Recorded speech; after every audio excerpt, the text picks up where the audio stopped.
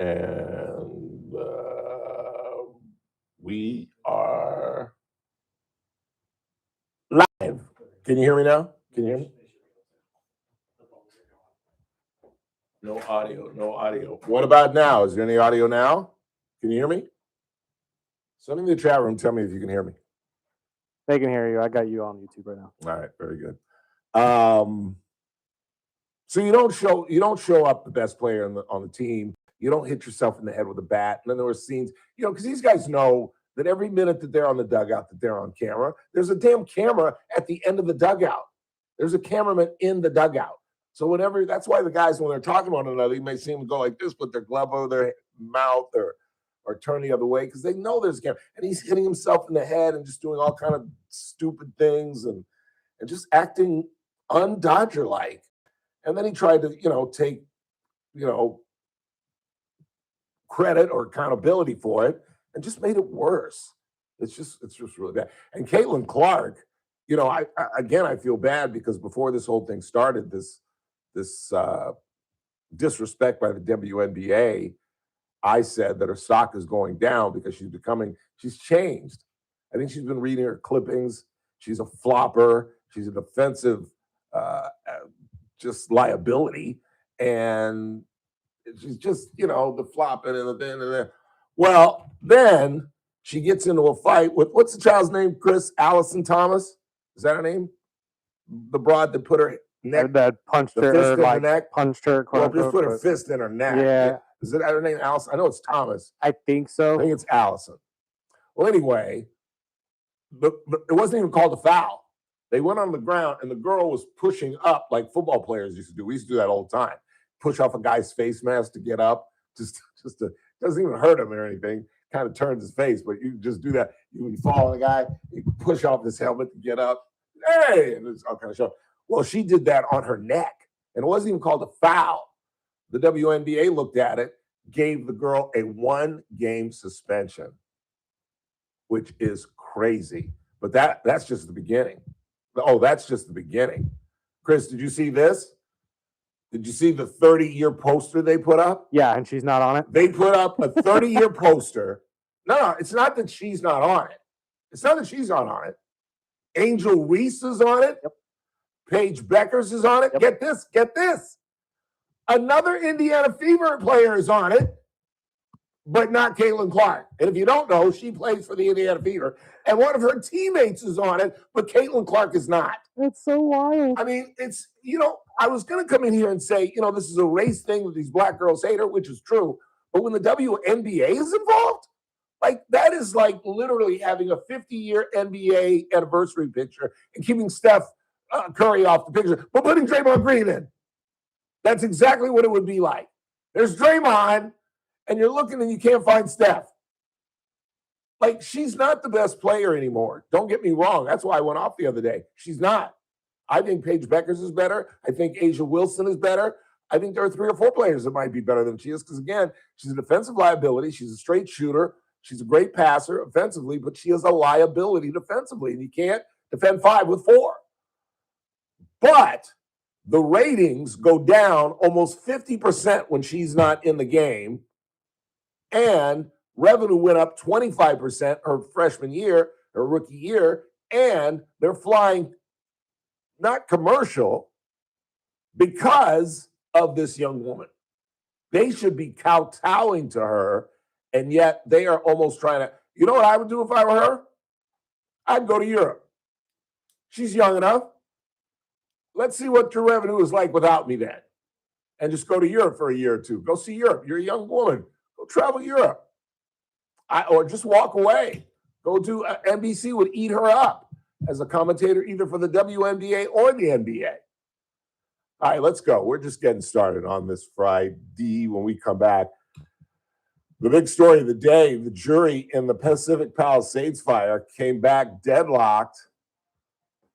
And if you weren't following this story at all today, you'd be surprised on which way they were leaning. They wanted to let this cat go. And yet a couple of the jurors hung on to guilty verdicts. We'll unpack that in just a second. Mr. Bentley will join us at the bottom of the hour.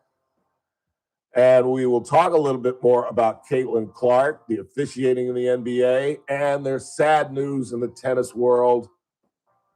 This is why I can't stand cancer. This is why it's such an insidious disease. Chrissy Everett, for the third time in 5 years, is battling ovarian cancer. And all of the tennis world is circling around her. This, as we get set for Monday. What happens Monday, Chris Burdick? Not sure what happens Monday. Serena Williams. Wait, Wimbledon's on Monday? Yes, sir. Why did I think we still had more time? I have no idea, but it begins just as Chrissy Everett finds that horrible news.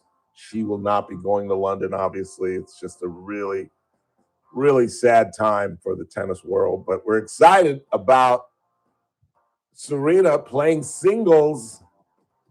John McEnroe says he expects her to win her first two opponents, and then he says it's going to get a little tricky after that. I think that's a very optimistic outlook, if you ask me, at 44 years of age. But who knows? She's the greatest ever on the women's side. Quick timeout. We're just getting started on this Friday. It's the Ralph Bailey Show on News Talk 96.1 AM 1230, and we're streaming live at kernradio.com.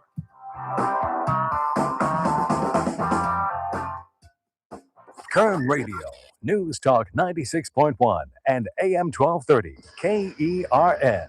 First Look with Scott Cox, morning 6 to 9 a.m. On the Monday edition of the First Look program, we got the hot list, and we can all get up to date on everything going on right here in our backyard and around the round world. We got Talk Jobs with America's Job Center in Kern, looking for a gig or looking for qualified pre-screened applicants. They're here to help. And we got state-of-the-art news, traffic, and weather. It's all happening 6 to 9 a.m. right here at News Talk 96.1 and AM 1230 KERN. News Talk 96.1 and AM 1230, KERN. I gave Liz Merrick one of my gift cards to Luigi's Restaurant and Old World Delicatessen. You know Liz, Liz, the redheaded bartender and waitress at Casey's Steakhouse. You all know her. You know she's lived here her whole life, and she's 74 years old. And no, she's not 74 years old, but she's never been to Luigi's. She's never been to Luigi's. And the next time I go, I'll be on the arm of lovely Teresa Goldner because I'm going to win that bet. And again, I'm going to start with the truffles. This is how I go about it. I hopefully want to go on a Thursday when I get the salmon, but the prime rib sandwich is also good. And if we go on a weekend, I get the Monty burger. And then we'll go into the bar and have a cocktail with Julie Escalante. And then I'm going to take Teresa Goldner into the deli, introduce her to Lynette, one of the greatest sommeliers you'll ever want to run into. Maybe have a glass of one of the Italian wines as suggested by Lynette. I'll introduce her to Gino, take her around to the Bailey bar. It'll be a wonderful afternoon after I win that bet. Because where would you rather be than Luigi's Restaurant and Old World Delicatessen, longtime sponsors of the Ralph Bailey Show. Hey, it's that man again for Sangera Subaru. You know the world's biggest tournament is here, and this summer, Sangera Subaru is bringing all the excitement home. So they're kicking it off with some incredible offers on new Subarus all month long. Right now, lease a 2026 Outback Premium CVT for $229 a month for 36 months and $5,014 due at signing. Plus, every Subaru comes standard with symmetrical all-wheel drive. So don't miss your chance to drive something new during soccer's biggest event of the summer going on right now at Sangera Subaru. So stop by, see my good friends Damon Culbertson and Hassan Levy, and test drive a brand new Subaru. Sangera Subaru, paving the way for a better community. 5500 Gasoline Alley Drive in the Bakersfield Auto Mall. Lease 2026 Subaru Outback Premium CVT with TSRP $37,287, $229 per month plus tax for 36 months. Total lease payments $8,855, $5,014 total due at lease signing. Includes first month's payment, excludes tax, title, license, and $85 document fee. Total lease cost $13,869, excludes tax and fees. No security deposit. Lease based on 7,500 miles per year, 50 cents per mile over. Available to qualified customers through Subaru Motor Finance on approved credit. Expires June 30, 2026. Excludes optional equipment and dealer installed accessories. VIN number TY514370. Most people don't want more financial information. They want clarity. They want to know they're making the right moves and that someone's actually paying attention. That's what we do at Moneywise.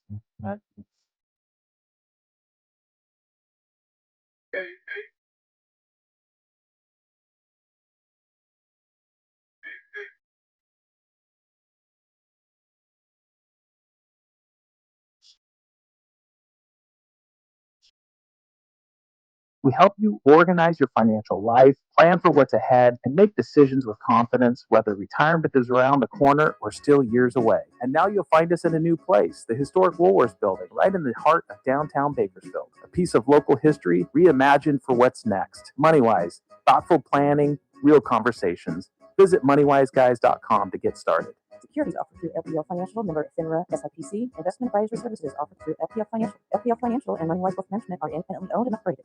Hey folks, Scott Cox here, host of the First Look with Scott Cox radio program. You are listening to the Ralph Bailey Show right here on News Talk 96.1 and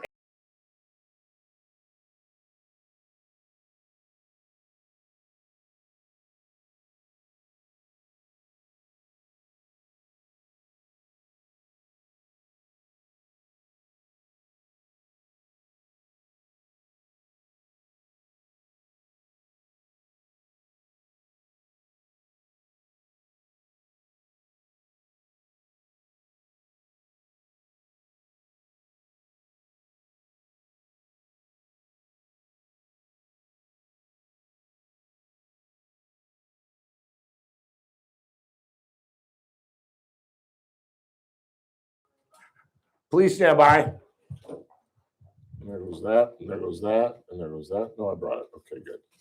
But I left my envelopes at home.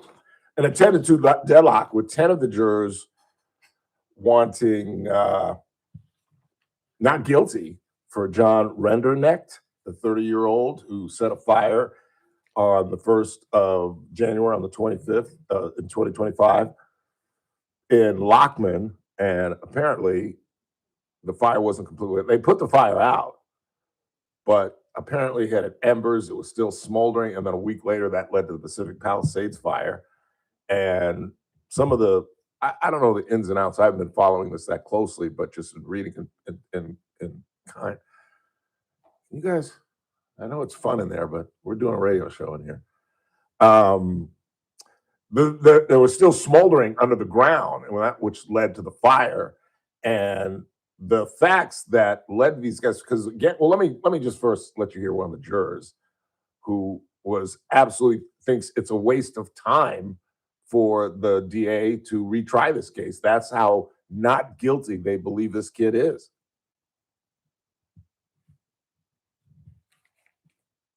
It was just, I don't know, like,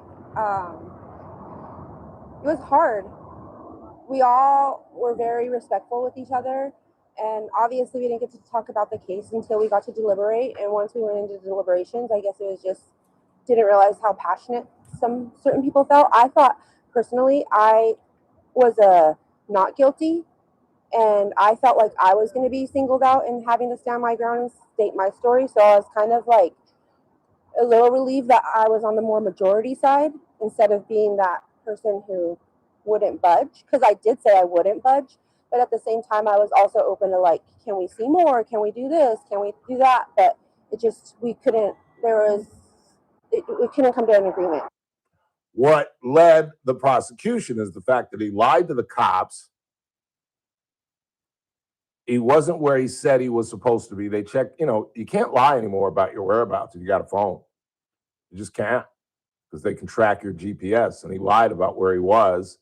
But on the other side, he called 911 16 times on his own fire. Now, this guy was clearly a pyromaniac, but it's a total circumstantial case. And again, the Pacific Palisades fire began a week after he set his initial fire.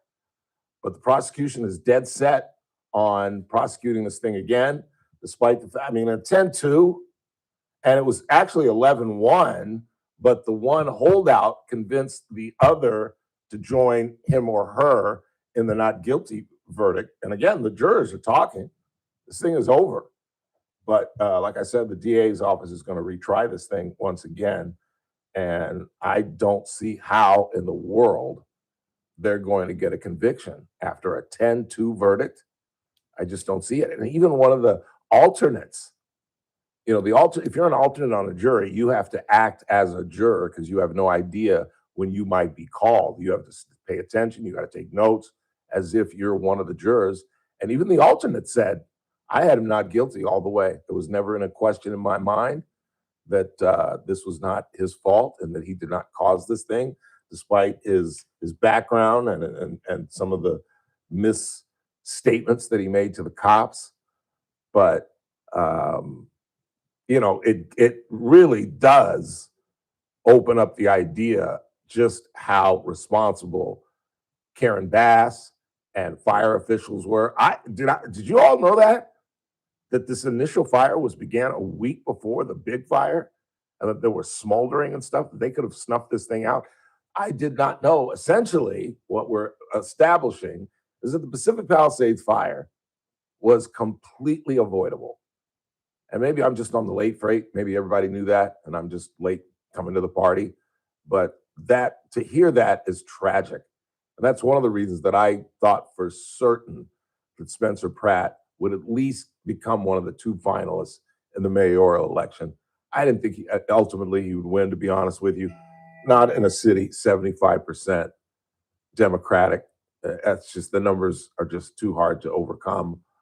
And of course, everybody's still screaming election fraud. And I apologize, because that's now come to our station, where people are talking about election fraud. People are still talking about 2020. And I just don't think that people that do this understand what they're doing in terms of its impact on our community and our trust in our elections. You should have every faith in our elections. And the people that perpetuate this idiotic, fraudulent idea that somehow Democrats have a mechanism to switch elections, and yet they don't do it every election. Somehow Steve Hilton got in. I mean, just as much as they can't stand Donald Trump, if the Democrats had a mechanism to change elections, don't you think they would have moved heaven and earth to keep him out of the White House in 2024? But yet we've got people on this station that are still saying that the 2020 election was fraudulent and that Donald Trump won.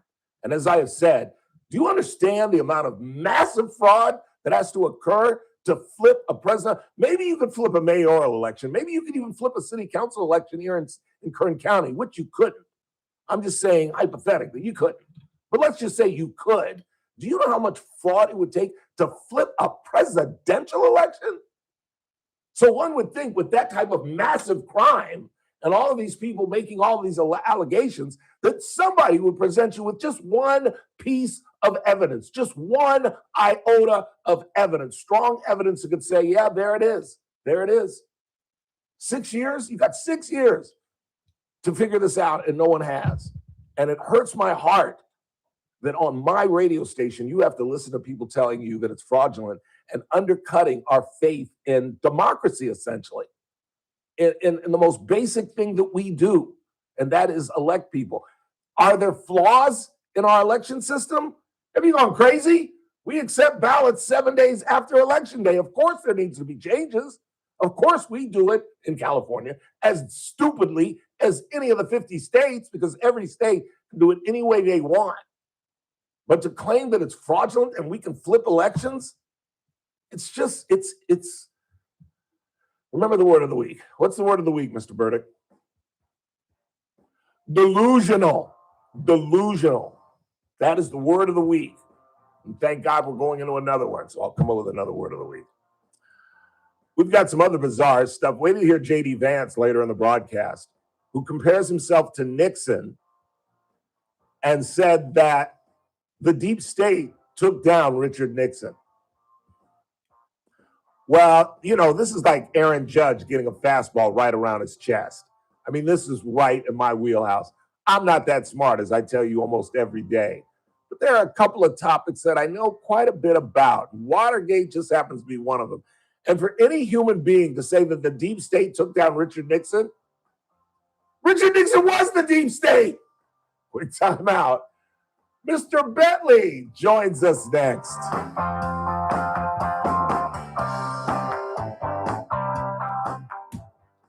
With SRN News, I'm John Scott. President Trump blames Iran for a drone strike How are you, sir? on a ship in the Strait of Hormuz and calls it a foolish violation of the ceasefire agreement. As a result, U.S. Central Command says the military struck missile and drone locations and coastal radar sites in Iran.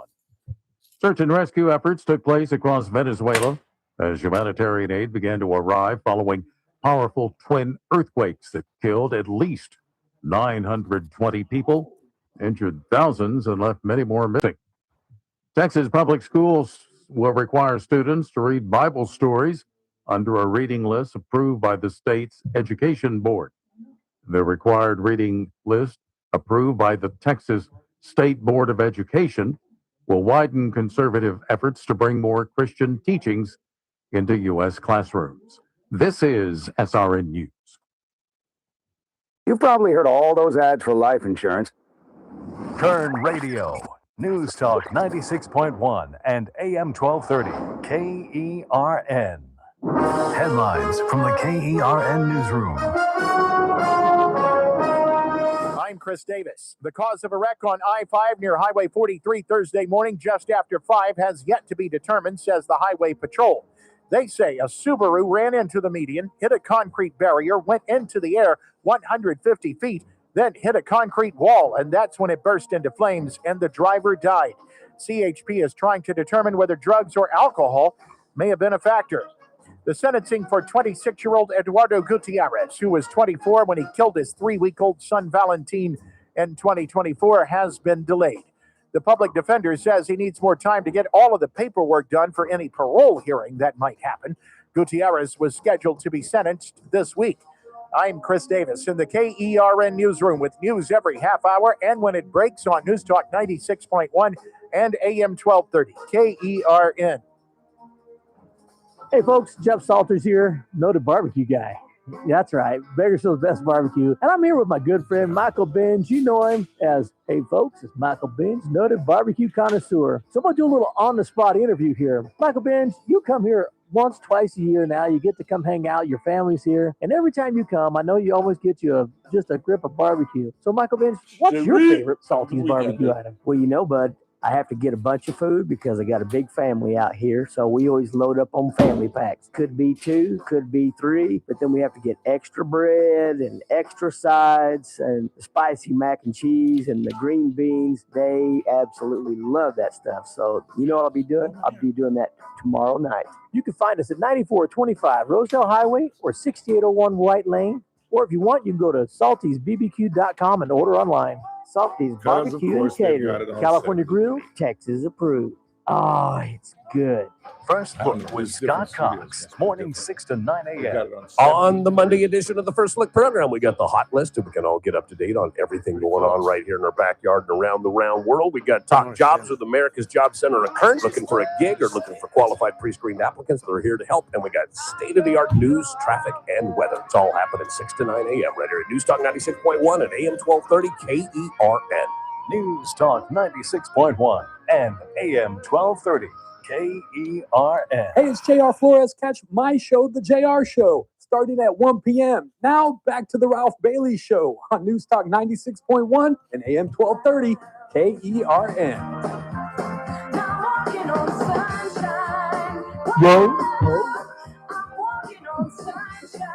Sorry.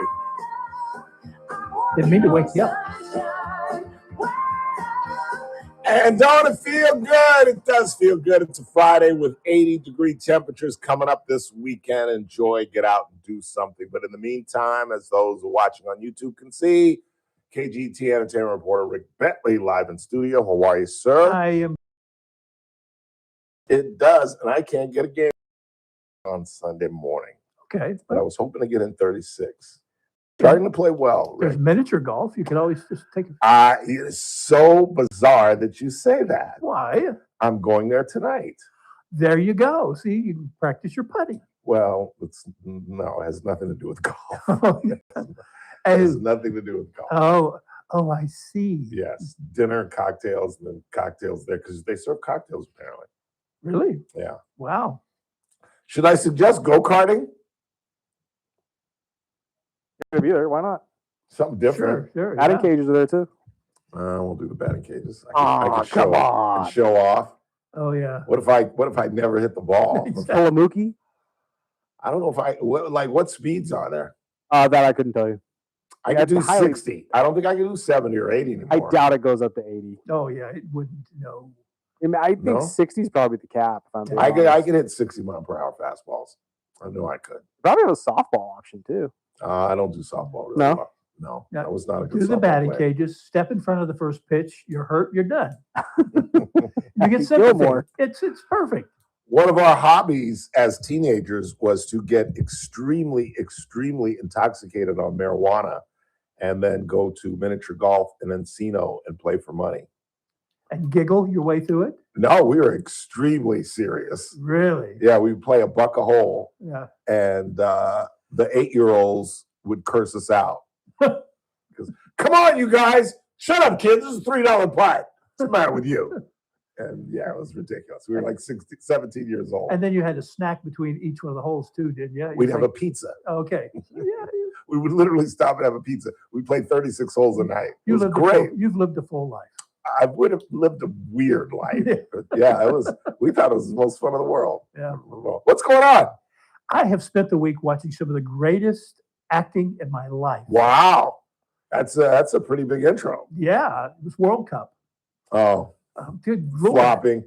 Man, I have never Yeah. seen so many people. You walk within a half a mile of them, and it's like, oh, Yeah. my bone is sticking out. It's like, oh my gosh, I get so tired of that. It's Yeah. just, it really is. So you clearly don't watch the NBA Oh, yeah, clearly. or the WNBA. I for that wasn't matter. watching the professional basketball long before this. Yeah. I love college basketball. I Yeah. love watching it. But once after that level, I just don't care. Yeah, Yeah. yeah. I don't watch much of the regular season, but I do watch the playoffs. Well, and I think a lot of people are drawn to it because I will admit I watched the finals of the NBA.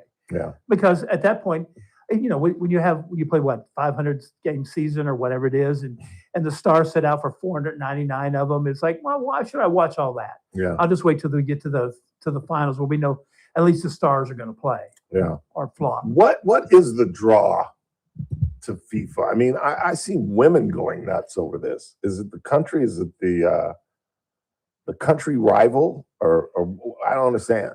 Anybody? You want to chime in, Chris? I don't know. I think it's what you grow up with. I think, we grew up, at least I did, with baseball being the big thing. Right. And the rest of the world goes, baseball, other than Japan. But I mean, it's not as big around the world as it is here.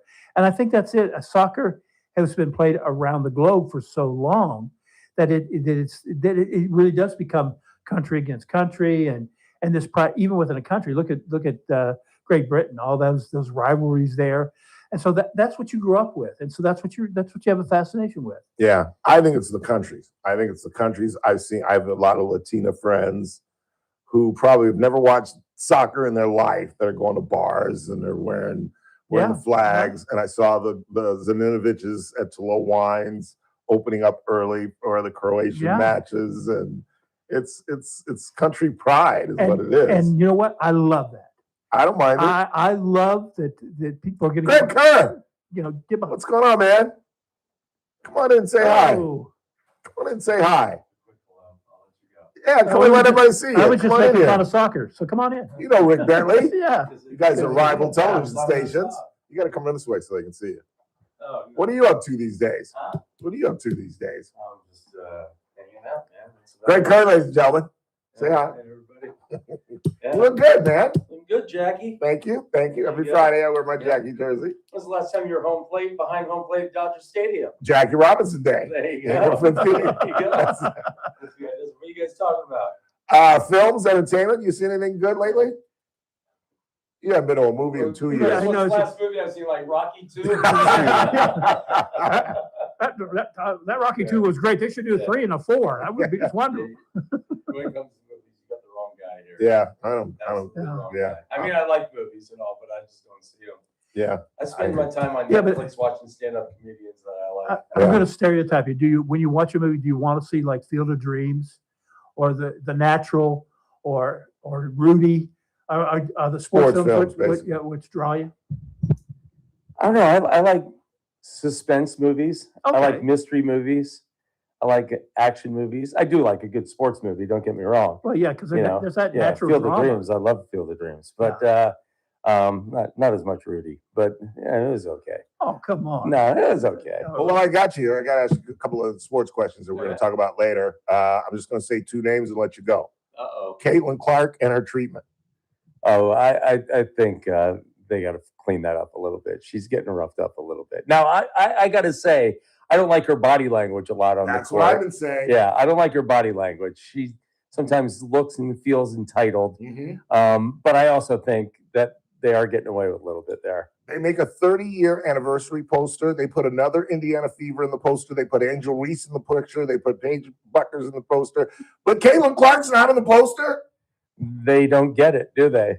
You know, as much as you might want to dislike or whatever their narrative is or whatever their agenda is, she brings the eyeballs. Thank you. And so what are you doing? Yeah. Final name, Dalton Rushing. He is getting killed by Dodger fans. Yeah. He's an odd duck. Yeah, he is. Yeah, he is. The way he slides into second and some of the things he says. Yeah, I'm you know, he produces on the field sometimes. He's been pretty clutch at times, but you know, you got to have a few more pelts on the wall to act like the way he's acting on the field and off. Does he have a future with the club? I don't think so. Yeah, that's above my pay grade. But how about the guy behind home plate who sits there on Jackie Robinson? Right, They would know better than me. Yeah. Should have some input. Yeah. Look at that. We're going to have Ralph Bailey bobblehead day. Look at that. Greg Kerr, everybody. Good to see you, Greg. Thanks, Bob. Good seeing you, man. It's been a while, right? Yeah.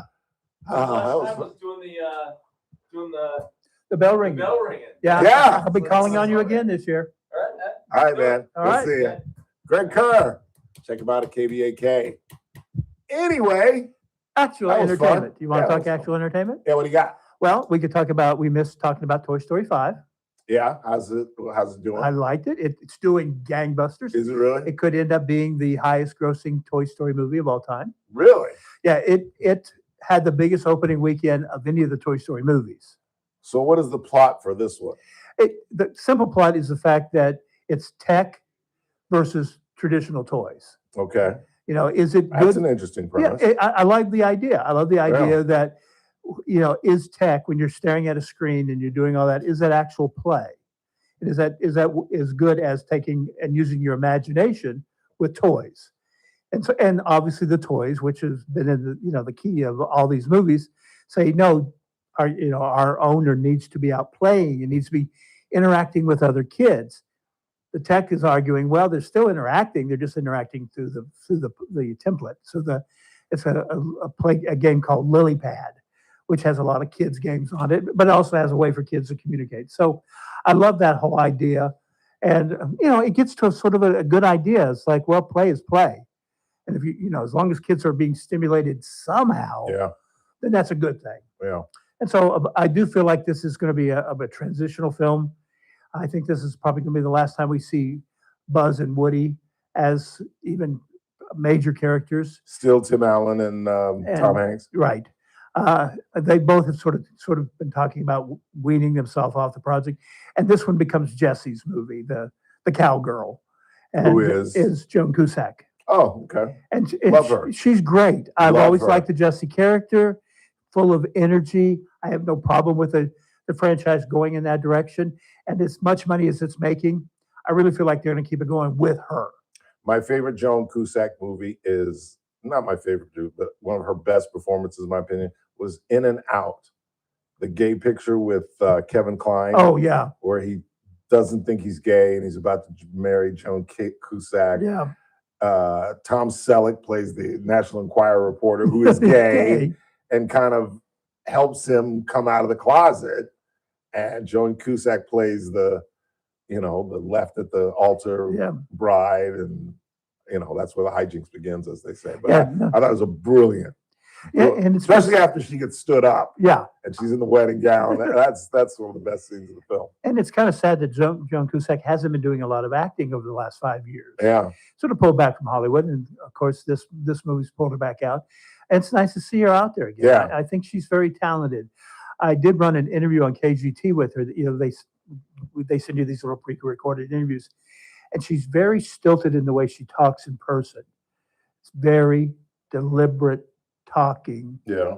And so I can see why when they record her for Jesse, there's a lot of those little pauses that are being pulled out of there because Jesse is so, hey, we're going to go round up the toys and have fun. Right. It's just that rhythm with that. So, Okay. so yeah, so I recommend that. I think we talked about Disclosure Day. I think we already talked about Yes, it. we did. Yes, we did. I've not seen that yet. And then I also saw Supergirl. Oh, I heard that was bad. You heard right. Yeah. I always thought kryptonite was the most toxic thing in Superman's life. I didn't realize that it was really the scriptwriter and Deborah. How do you screw up Superman? I just don't understand that. Well, first off, you write a script. This was her first script ever. Okay. Yeah. And you decide, I'm not going to have a plot.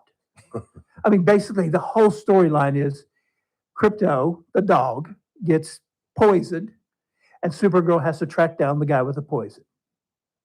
Not a major plot. Wow. Now, along the way, she meets a young girl whose family's been killed by the same guy that's got the antidote, and she wants revenge. And it's a whole thing about, if you kill him, will you carry that with the rest of the sort of stuff. But there's no plot to it. It's just one action scene after another. I did like the idea, and I think Millie Alcock, who plays Supergirl, did a good job. I don't mind a punk Supergirl. Imagine what it'd be like if you saw your entire home planet and your parents die. You would have this sort of survivor's remorse. So how does she come to Earth? She's sent by her dad just before. Just like there's Superman. A long, complicated story. Just except the fact that her dad sent just like Superman, but it's years later. So she arrives as a 20-year-old. Okay. But she's got this guilt. So she's doing a pub crawl across the galaxy, going to planets where she has no powers because Superman only has powers under a yellow sun. Right. And she can get as drunk and blackout as she wants. So she's sort of dealing it with that. I love that concept. I think that's a great idea. I can understand. So they had her partying in the film? Oh, they have her drinking like a sailor. On what planet is she getting drunk? There's about 5 or 6 different ones. Really? And they all look like the cantina scene from Star Wars for some weird reason. It's all these weird characters with rubber masks on and but well, how does she travel through the galaxy if her powers are she has only... a spaceship. Oh, okay. Because that was the thing I questioned when they introduced her in the Superman movie, because she'd just come back from being on another planet and she was still hungover. And I thought, well, how did you fly back if you only can get drunk on? So she has a spaceship. Okay. So she can get around. Yeah, but again, it's one of those manipulative things. It just feels, I like the concept. I think she does a good job, but the writing is just abysmal. It's like there's just nothing there. And it really does end up looking like a film that's sort of part Superman, part Mad Max. Really? Because all the characters really feel like they're all extras from Mad Max that didn't get work. And so it just feels unfinished. It's the writing. Yeah. Look, I know there are people out there who don't care about detailed writing, but you at least need a thread of a plot. Yes. To get from A to Z. A beginning, a middle, and an end. That's all I'm asking. All you have to have. This has a backward step, a side step, a sit down and wait step. I mean, there's no beginning, middle, and end. Yeah. So, yeah, it's a big miss. KGET Entertainment reporter Rick Bentley is with us. I'm running out of time. I will leave you with this, and I just forgot what I was going to ask you. Well, that's okay, because I forgot what I was going to answer. God dang it. Well, it's nice to see two mature men having a conversation. So, what would you have for lunch there? I absolutely forgot what I was going to ask. Speaking of World Cup. And as soon as you walk out of the door, it'll come. You're going to go, oh, what's rhubarb? I have no idea what rhubarb. What is rhubarb? Imagine celery as tart and bitter as you can get it. Really? Yeah. This is what he was explaining to me earlier as well. I have tasted rhubarb in its rawest form. And so I grew up in the South where rhubarb pie was big, and I refused to eat it. I know how rhubarb tastes. So I don't want that pie. Pecan, yes. Rhubarb, no. Okay. All right. That didn't jog your memory, did it? No, it did not at all. I got a text message question here. All right, what do you got? Thank God. Jesus. Yes, no kidding. This listener wants to know if you've seen the new Jackass film and if it's worth going to see. No, and Eddie's in this thing. Eddie Vedder? Eddie Murphy. Oh, Eddie. He is? Oh, Jackass. I thought you meant, not my bad. Nope, ignore what I just said. That would be And, interesting. and that's the question I was going to ask you. How did you get from Shrek to? Because that was the question Oh. I had in my mind circling. He said Jackass, and I thought, you thought the donkey. I thought the donkey. Oh. And exactly. You know what? I see how you wandered down that hall of yeah. It's a THC laden brain. I have not seen Jackass. I really feel like, what's the use of we're trying to review it? If you like that show, if you like that format, nothing I can say is going to dissuade you from it. And even if it's the greatest Jackass movie ever, I don't think I'm going to convince people who don't like the format to go anyway. So it's kind of a waste of time on my part. 3 questions that I'll leave you with. Shrek, there's a new Shrek with Next year. Eddie. Next year. It's coming out. I just saw a clip of it. Yep. I guess you haven't seen that. Well, I've seen the clip for it. They're rebooting. Oh, I know what I was going to ask you. That's not what I was going to ask you. Here we go. James Burrows passed away. Oh. And I want to get your thoughts on his tremendous talent, comedic ability. Yeah, a master of television and just a legend. I mean, my only problem with Mr. Burrows is that he created a television show set in New York where there was one minority character. And that's not a race thing. I'm just saying, maybe you can do that in Bakersfield. Maybe you can do that in Wyoming and Idaho. But you can't have something shot in New York City, and there are no Sikhs, there are no Puerto Ricans, there are no black folks, there are no Asians. But I will say this. I just had a problem with that. It's not the only show that ever did True that. Let's get to Friends, where they knew nobody. That's what I'm talking about. Friends. Yeah. That's what I'm talking about. Friends. Set in New York, and the one black character was the comedian, the cute comedian who was dating Ross. Aisha Brown. Aisha Tyler. Aisha Tyler. Yeah. Only black character in New York City. And I will no Puerto Ricans. I will apologize. No Asians. Because I didn't even remember her being on the show until you're right. At the very end, she was Ross's girlfriend. Yeah. But there's so many of those shows that have done that. And I mean, not even any Irish people. It's New York. No, it's as unsegregated as you can get, for lack of a better word. Absolutely. But again, it's almost like if you're talking about setting a show in Bakersfield and there would be no Hispanic characters in it. Exactly. Exactly. It's like this makes no sense whatsoever. Makes no sense whatsoever. Yeah.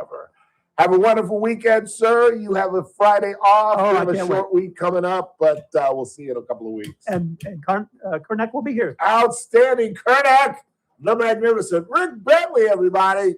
Quick timeout, Mile time before we get to the top of the hour. It's the Ralph Bailey Show on a Friday, right here on News Talk 96.1 and AM 1230, streaming live at currentradio.com. I forgot to tell you, they want me to sneak in. Current Radio, News Talk 96.1 and AM 1230, KERN. First Look with Scott Cox, morning 6 to 9 a.m. On the Monday edition of the First Look program, we got the hot list, and we can all get up to date on everything going on right here in our backyard and around the round world. We got Talk Jobs with America's Job Center and Current, looking for a gig or looking for qualified pre-screened applicants. They're here to help, and we got state-of-the-art news, traffic, and weather. It's all happening 6 to 9 a.m. right here at News Talk 96.1 and AM 1230 KERN.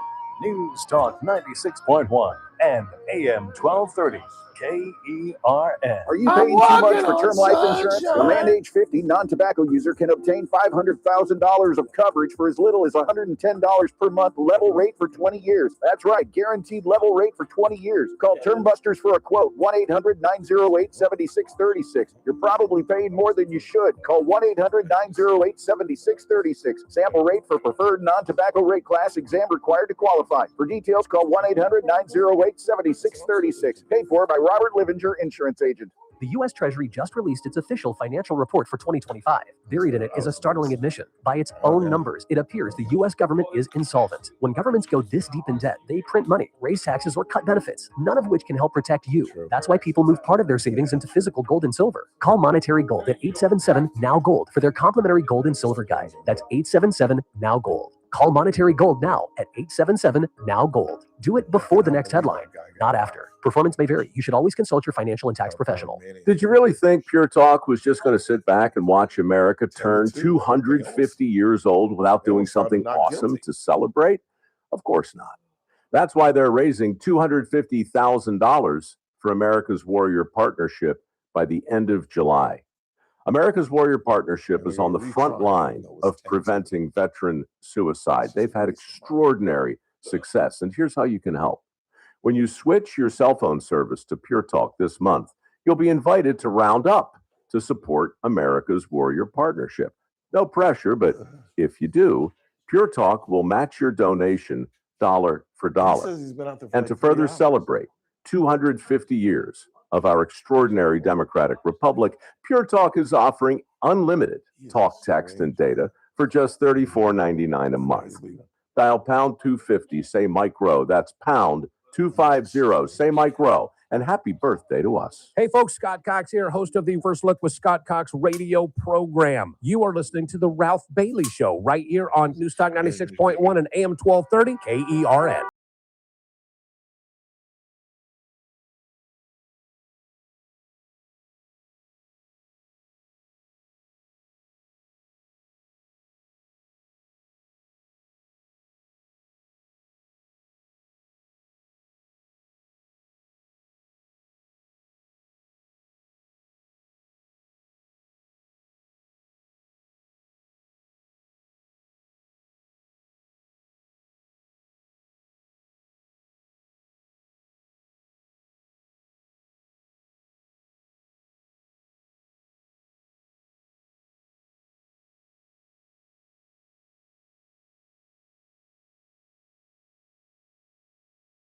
JD Vance. Oh, I don't have time. God damn, I don't have time to get into this. Let's read a couple text messages to get on the 4 o'clock hour, and I'll tell you about JD, our vice president and wannabe president. Trump waiting till after the stock market closes before he retaliated on Iran. You know, I think there's some truth to that. The only logical, sensible explanation for we're 2 days away, we're going to bomb, we're going to destroy them, we're going to make peace, boop, boop, bada bop, bada boop, is, I think, a manipulation of the stock where, you know, it'll fall when they think it's bad, and then when he gives a good, you know, report card, it jumps out the roof. I think those guys are making all kind of money. But we're going to get to that after the break. You'll hear from, do I have audio? Yeah, you'll hear from the president. He was asked in a very peculiar way. You know how he spoke twice today. He gave a speech, and then he was at the White House. And, you know, he allows the media in. And unlike Uncle Fluffy, he'll do an impromptu. It doesn't matter what the topic. In fact, the topic was religion. He gave a speech to a religious group earlier in the day, and then he had some of the leaders in the White House. And when they're done doing their thing, he opens it up for questions. And obviously, the very first question was about the peace deal, and is the ceasefire still on? And I'll play that audio for you right after we come back. But he took like 2 questions and then said that's enough, and wouldn't go any farther or any further. Excuse me. I'm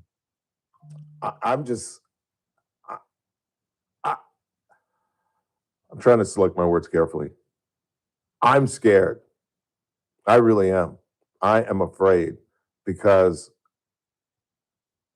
my fear is he gets mentally trapped in a corner and does something desperate. You know what I'm saying? Because the consensus now, whether you like me or not, the consensus agrees with me that this MOU is not as good as the JCPOA, which has to be eating him alive, because I've talked about all week long, Barack Obama is in his head, deeply, deeply in his head.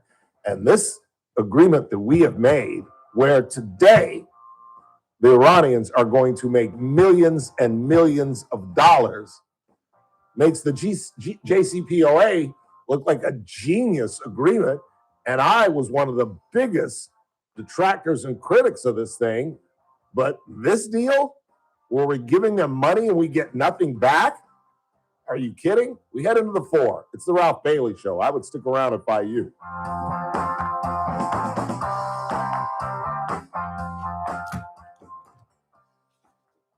Kern Radio, AM 1230, KERN. 96.1 FM, K241CI, Bakersfield, an American General Media station. News this hour from Town Hall. I'm John Scott. President Trump blames Iran for a drone strike on a ship in the Strait of Hormuz, calling it a foolish violation of the ceasefire agreement. As a result of this, U.S. Central Command says the military struck missile and drone locations and coastal radar sites in Iran. Venezuelans Hope Online Post will bring news of missing people after devastating earthquakes. A father holds the hand of his daughter, dressed as a fairy. A 24-year-old man in a pilot uniform stares proudly at the camera. A family embraces on a soccer field. They're among the images posted by relatives within Venezuela and abroad, desperately searching for their missed ones, following two powerful back-to-back earthquakes this week. With communication patchy, social media and online registries have become a crucial tool for many Venezuelans seeking information and resources beyond sparse government statistics. I'm Charles Tillergasma. 920 people have died. SRN News and our parent company Salem Media are partnering with Christian nonprofit Food for the Poor to rush emergency aid to the victims of this tragedy. Listeners wanting to help can find an online banner at the top of our website at srnnews.com. Former Trump administration National Security Advisor John Bolton pleading guilty to illegally retaining classified information, which could allow him to avoid a prison term.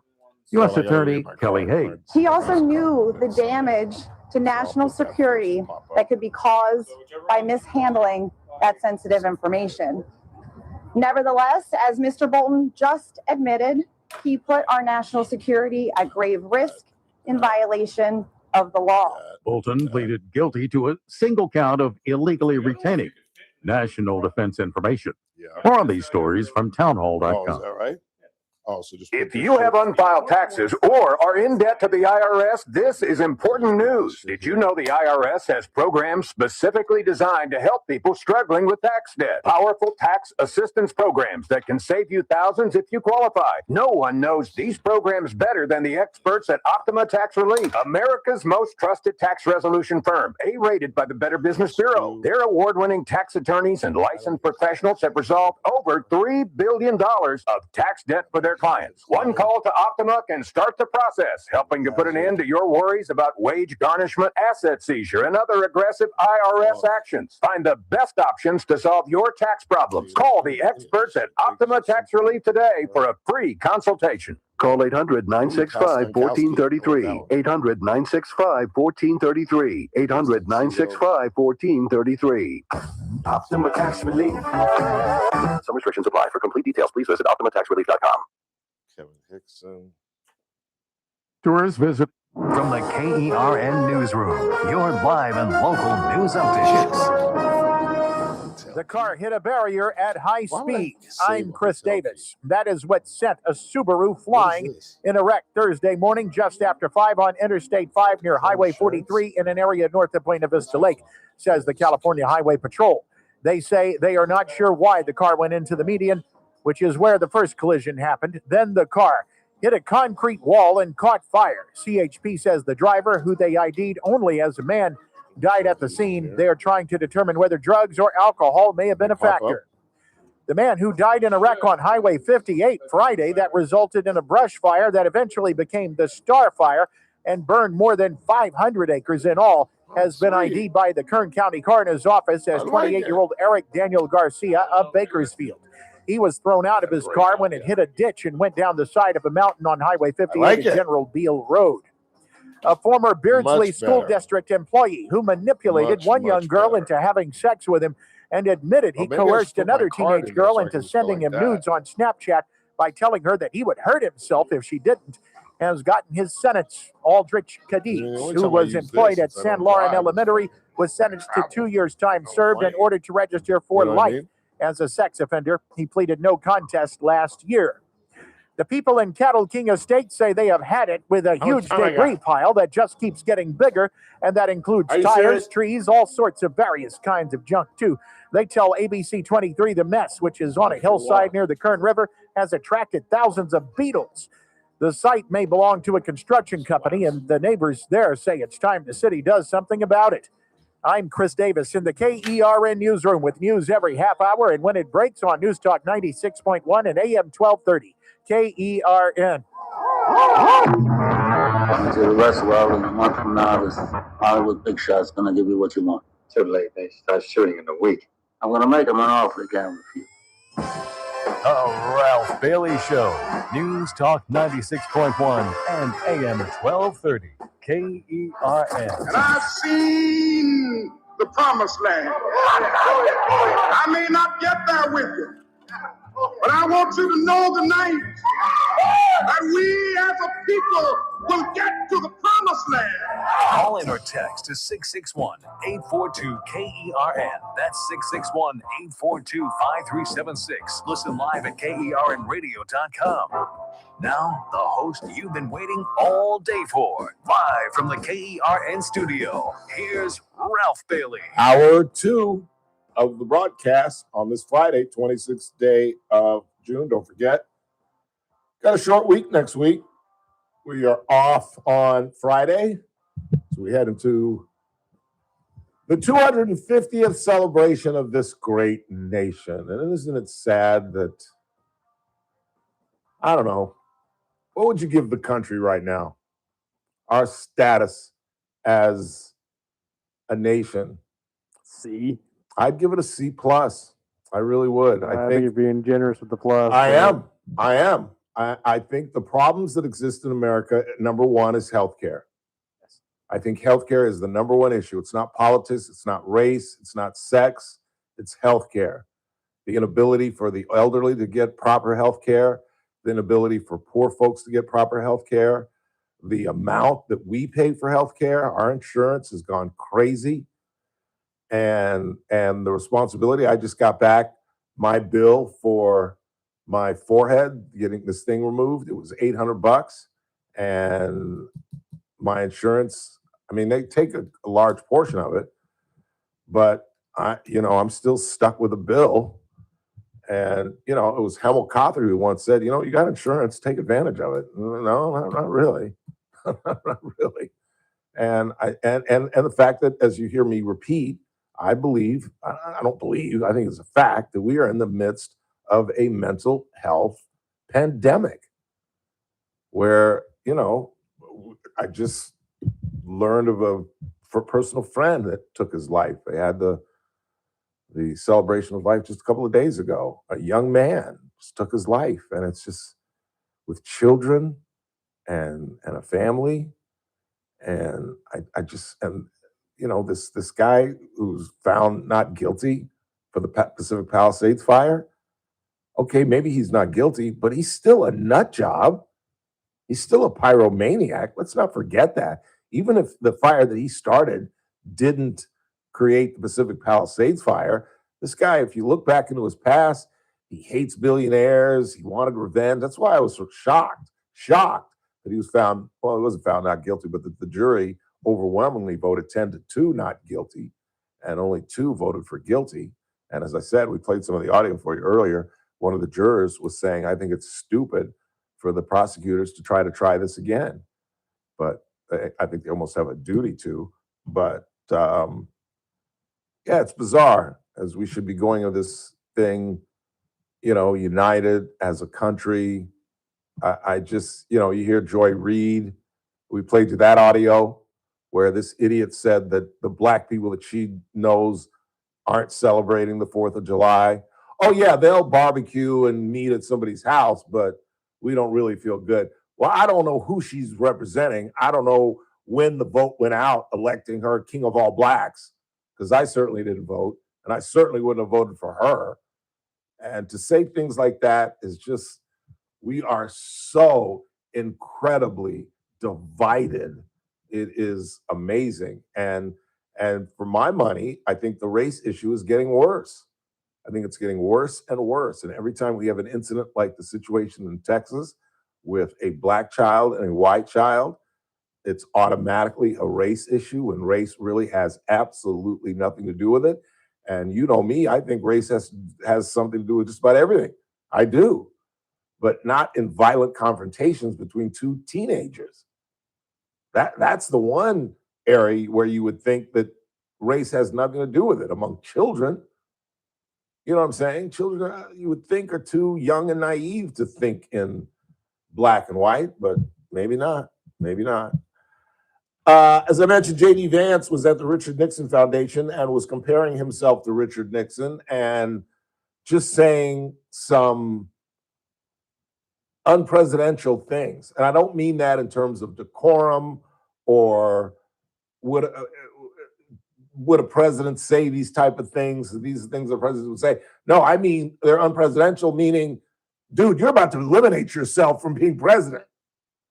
Because these two bites we're about to play are about as dumb a thing as I have ever heard. Here's the first. This is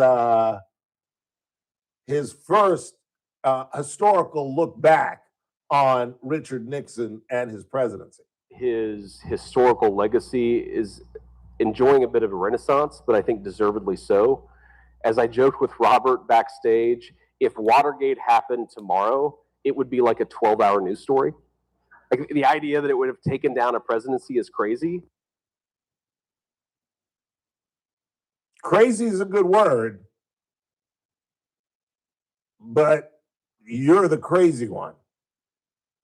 Let me understand. And again, I'm not that bright, but I got a couple of categories that I've studied pretty hard throughout my long, long life. And Watergate's one of them. I was just reading a Woodward book the other day that doesn't really have anything to do with Watergate, but there's a couple of chapters on Watergate, and I just read those 3 or 4 chapters the other night, just bored as hell. And Watergate is one of the most egregious crimes that have ever occurred, where a president who would go on, and it's an amazing story. That's why I love the story. It's like a mystery. It's like an just inexplicable mystery. Richard Nixon was about to go on and defeat the Democrats in the largest margin in the history of the United States up to that point, 1972, when I was 10 years old. And yet they still wanted to bug the Democratic offices. Lawrence O'Brien was head of the Democratic Committee. If you're an old person, you know who Lawrence O'Brien is. He later became part of the Kennedy administration, then lingered on late 60s and became part of the Democratic National Committee. But then was once, if you're a huge basketball fan, you know what I'm about to say, he was the commissioner of the NBA for a long period of time.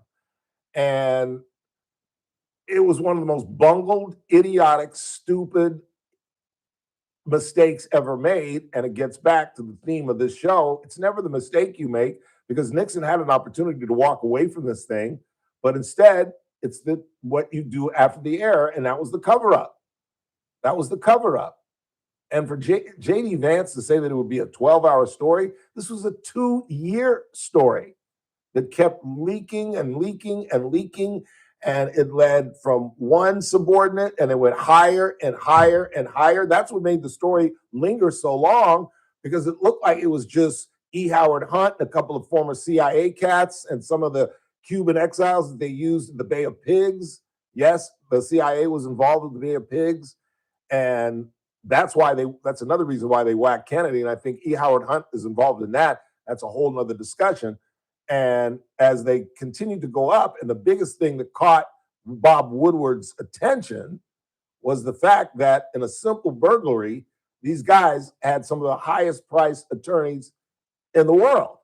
And here's Bob Woodward, the lowest guy, because the cops beat, which I had in California, is the lowest beat you can have. Why is that, Mr. Burdick? You're a comm major, comm graduate. Why is the cops beat the lowest beat in the newspaper? Don't overthink it. Don't overthink it. Crime in general? It's the easiest. Yeah, exactly. It's crime. It's crime. All you got to do is who, what, where, when, why, what. That's all you got to do. Happened, and you got a cop feeding it to you. Yeah. It's not like you're doing deep investigations. No, you're calling the watch commander. Can you tell me what happened? Yeah, Chris Burdick broke into a store. Yeah. What time did he break in? 4:35. Yeah. Where was it? 1313 Mockingbird Lane. Anybody hurt? Nobody hurt. What kind of gun did he have? 23 Glock. Okay, thanks, cop. And you write it up. It's the easiest thing in the world. Easiest thing in the world. And that's where Woodward was, at the bottom of the totem pole. And he goes to this arraignment, and he's sitting there, and he realizes this is a simple. He goes back to the Washington Post, and he's like, it was a simple burglary, and these guys had the best attorneys in D.C. And then the ball starts rolling and it goes up higher and higher and higher.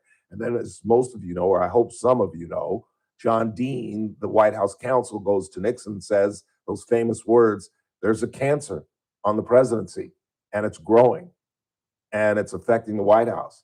And Nixon asks him on tape that Nixon was running, that Nixon could have burned and this thing would have never been known about. But like an idiot, he tried to fight the Supreme Court and keep his tapes. And we hear him say, what do we have to do to make this go away? Well, they're going to need and this is 1972, which $1 million in 1972 would be roughly about $100 million today, maybe 50 million. And he says, about $1 million. And there's a long pause, and Nixon says, we can do that. We can do that. Where they wanted to cover up a felony. The president of the United States in the Oval Office told the White House counsel, we can cover up a crime. That's as bad. And that doesn't even get into his hit list, how he turned the IRS on Paul Newman and a number of liberal actors that were against him. Here's more. Check this out. This is nothing short of remarkable. Here is our Vice President, J.D. Vance. If you look at the story of how the deep state took down Richard Nixon, it's not all that different from what the same groups of people, the same institutions tried to do to Donald Trump in the first Trump administration. There is a parallel. How could any grown-ass adult applaud that? What are you talking about? As I stated in the top of the show, he's saying that the deep state took down Richard Nixon. Richard Nixon was the deep state. Richard Nixon turned the IRS on American citizens. He had the FBI digging into people's backgrounds. He was giving money to G. Gordon Liddy and E. Howard Hunt so they wouldn't testify. We call that around here the Kathy Scrivener. Too soon? No, it's not too soon. I should do it more, actually. Kathy Scrivener, Zach Scrivener's mother, who instructed her grandchildren not to cooperate with the police department. That's essentially what Nixon did. He paid off the would-be spies, the nitwits that got caught by a black security guard. That's the funniest thing. Watergate, nobody ever talks about that. Watergate was brought down by a young brother with a flashlight. The CIA, think about that. CIA operatives who were involved in the Kennedy assassination, the Bay of Pigs, and they get tripped up by a young brother with a flashlight. Where they had what they did was, you know what screwed them up and how the cop find out about them? They had taped the doorknob, what's the thing in the door called? That turns, the latch in the door. Oh, is there a name for that? I don't know. I think it's just the latch. You know what I'm saying? Where you turn the knob and the latch, if you turn it to open, obviously it goes in, you close it, goes out. Well, they put tape on it so it wouldn't close. And the cop was doing doo-doo-doo, doo-doo-doo, and he pushed the door and he's like, why can't I close the door? And he saw the Gorilla tape on the door, and he's like, Houston, we have a problem. And that's how they get busted. That's how they get busted. Did I play the second, JD? This guy is a nut job. And don't you think that Marco Rubio is going to bring this up, or a Democrat will bring this up? Watergate was one of the greatest crimes that a president has. Watergate makes, what he should have said was, Watergate makes Donald Trump look like a Boy Scout. Are you kidding me? Are you kidding me? Some mortgage issues, some paperwork, as opposed to spending money and covering up a felony? That's what he should have said. But instead, he's trying to get in bed with Richard Nixon, who resigned, by the way, JD. You do know that. Like, the deep state took him down. You guys have heard me tell the story.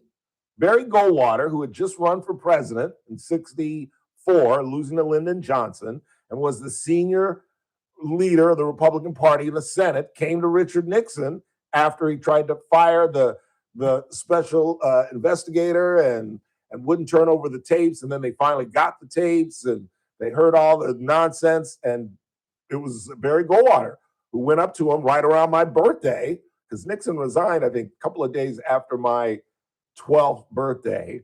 And he said, Dick, you know I love you, boy, but we got about 86 votes up there. And if you don't resign, they're not only going to impeach you, but you will be found guilty because we got about 80, 85 votes. And the thing that killed Nixon was, yes, Dick, mine will be one of the 86. And 2 days later, he had an announcement, effective immediately, Gerald R. Ford will take over the White House. So it is inexplicable why this guy would want to try to tie himself to one of the most infamous presidents. And by the way, beyond that, Nixon was a brilliant man. I enjoyed listening to Nixon after he left office. I have several pieces of audio. I played it a couple of times for you guys where Nixon is talking about Israel and his relationship. Let's go, Chris. His relationship with Israel and our relationship with Israel. And he was a brilliant man, first man to go to China, which I think now, if Richard Nixon were alive, he might regret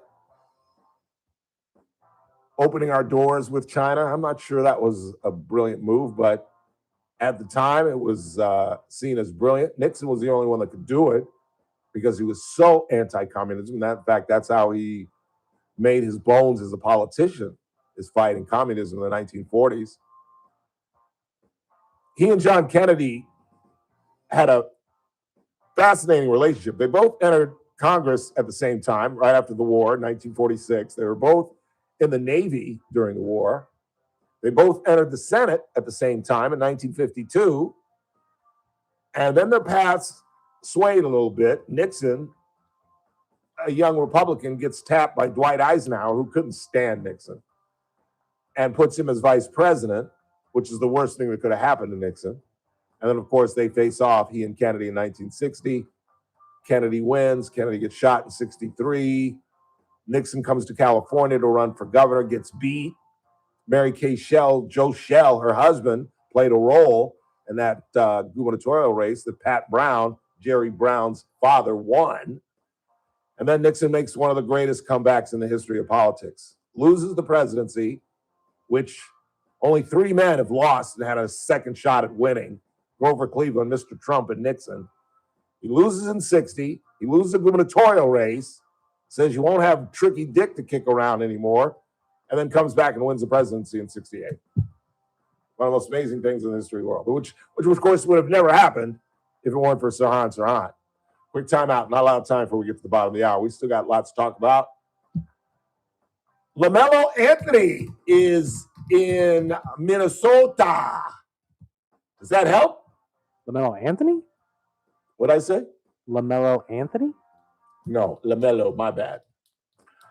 He is in Minnesota with Ant-Man. Does that help? I'm not sure. I still think they need a rim protector. And remember, Karl Anthony Towns was once on the Timberwolves. Jalen Brunson was once on the Spurs. You just never know. You never know. And on Monday, we get to see Serena Williams. When was the last time you saw Serena Williams on the first day of Wimbledon? When you're a wild card, you got to do what you got to do, girlie. I think she could win her first match because she's playing well, actually, as a wild card, she could be playing one of the top seeds in the tournament, actually. This could be one and done. We'll find out. In fact, we'll look that up during the break, see if they've set up the matchups. In the meantime, you're listening to The Ralph Bailey Show right here on News Talk 96.1 and AM 1230. We're streaming live at KernRadio.com. Kern Radio, News Talk 96.1 and AM 1230, KERN. First Look with Scott Cox, morning 6 to 9 a.m. On the Monday edition of the First Look program, we got the hot list, and we can all get up to date on everything going on right here in our backyard and around the round world. We got Talk Jobs with America's Job Center in Kern, looking for a gig or looking for qualified pre-screened applicants. They're here to help. And we got state-of-the-art news, traffic, and weather. It's all happening 6 to 9 a.m. right here at News Talk 96.1 and AM 1230 KERN.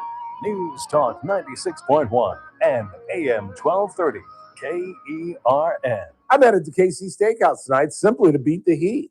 rather than using up my air conditioning, I'm going to go use Cassie Biddle's. Oh, I should have done this. Now I can leave my AC at about 81, 82, and when I walk into the house about 7:30, 8 o'clock after I have. I put it in there so you could take a walk. It's only 4:20. It's the 15 break. I To think make up for the 4 o'clock? Yeah. How much time I got? It's a good idea. You got 2 minutes, 2.5. Yeah, that's a good idea. Where I can just settle in and enjoy. So where would Look that out be? A for Brother great way to South. beat That's the a great heat. idea. Head to F Street and be under the care of Cassie Biddle's lovely ladies. When Rick Bentley finally went to Casey's Steakhouse, he told me, I see why you go there. The women are beautiful and the food is great. Rick raved about the pork chop that he had. And I told you, Romeo Agbalag, we had dinner the other night, and he had the ribeye that was surrounded in bacon and stuffed with blue cheese. Where would you rather be than KC Steakhouse, longtime sponsor of the Ralph Bailey Look, folks, you already know that your garage door is a very important part of your home, from the overall look of the place to the safety and security it provides. So obviously, you should only trust the service, repair, and maintenance of your garage door to the pros at King Door Company. Their skill and product knowledge are unmatched in the industry, and that's no accident. The techs at King Door are rigorously trained at the King Door Academy. That's right, King Door has an in-house training facility to make sure your job is done right on the first try. They're trained in all the latest equipment, tools, and techniques. They even learn how to listen to customer concerns through role-playing exercises. And you'll see how well all this training works when they show up right on time in fully stocked service trucks with all the parts and equipment to service or repair any garage door. Like I said, your garage door is a very important part of your home, so leave it to the pros at King Door Company. Schedule your appointment today at kingdoor.com. King Door Company, the company with the pride of a lion.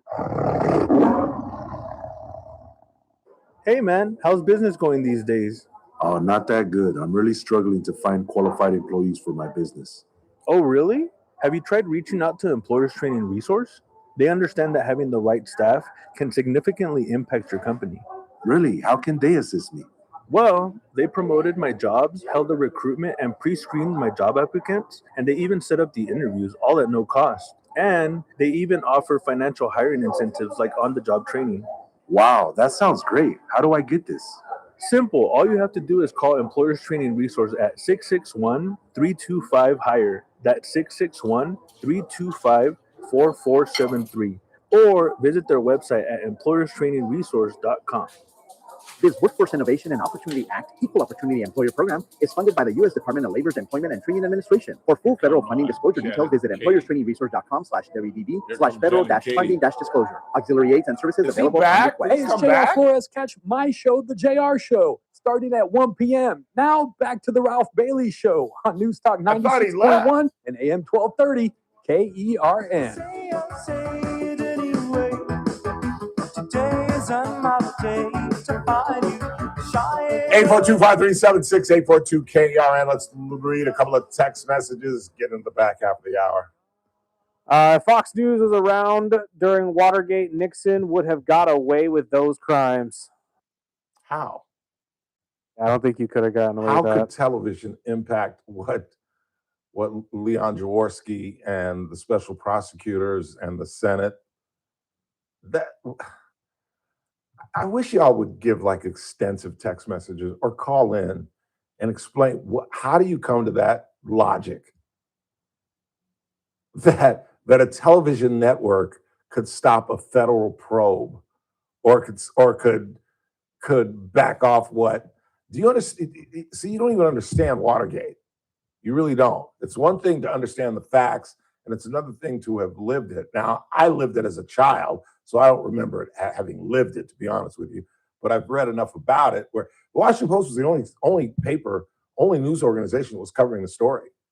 I mean, you can watch the movie, All the President's Men, and understand that. There's a great scene between Jason Robards and one of his editors, who's a character actor, and he says, Jason Robards, who plays Ben Bradley, is asking him, what do you think? Are we rolling the dice with these two knucklehead kids? Because again, remember, as I said at the top of the show, Woodward was just a low-level reporter, and Bernstein was kind of a flaky kid who didn't have a college degree, but started when he was 16. He worked hard, and he kept his nose to the grindstone, but he wasn't like a classic journalist who studied at Columbia or Northwestern.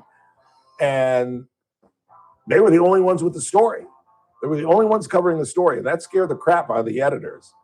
But to say that a television station's coverage could have changed the federal probe into a crime? Okay. Quick time out, back half of the hour. I'd stick around if I you.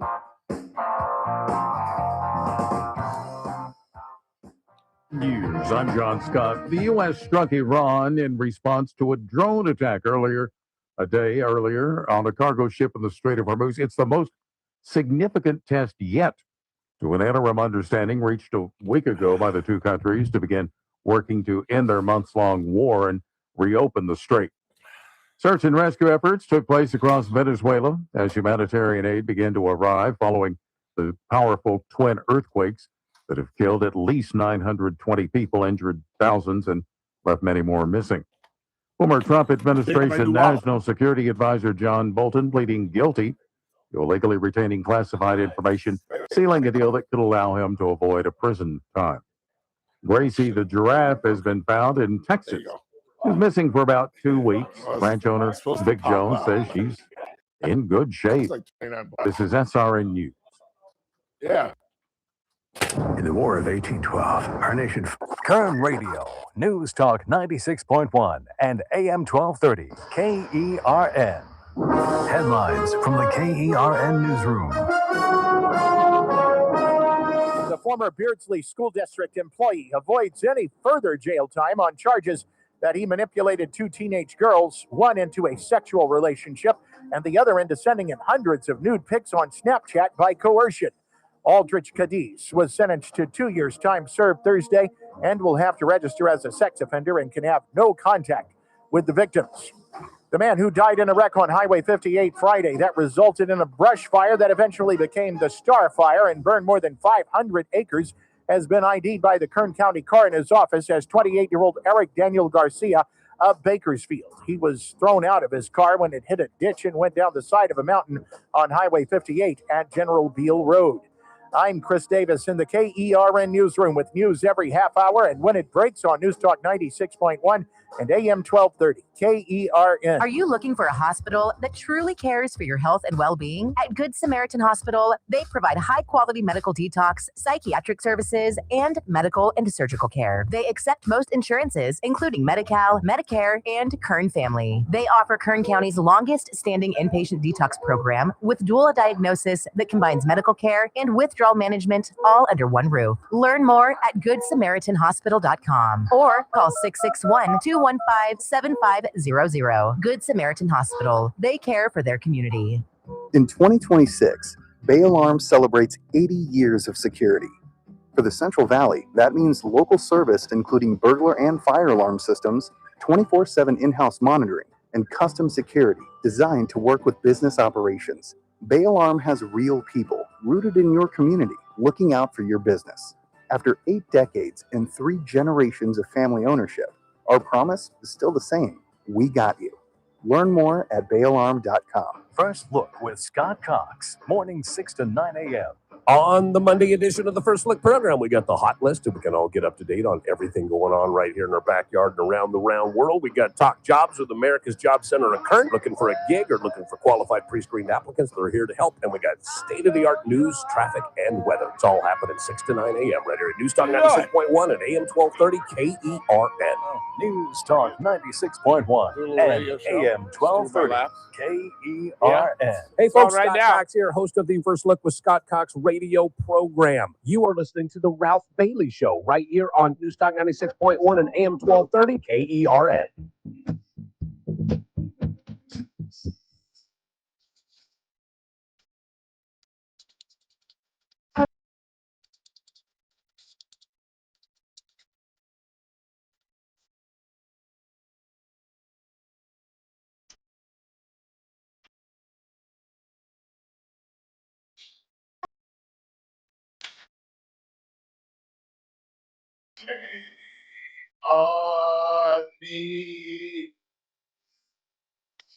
Is that us?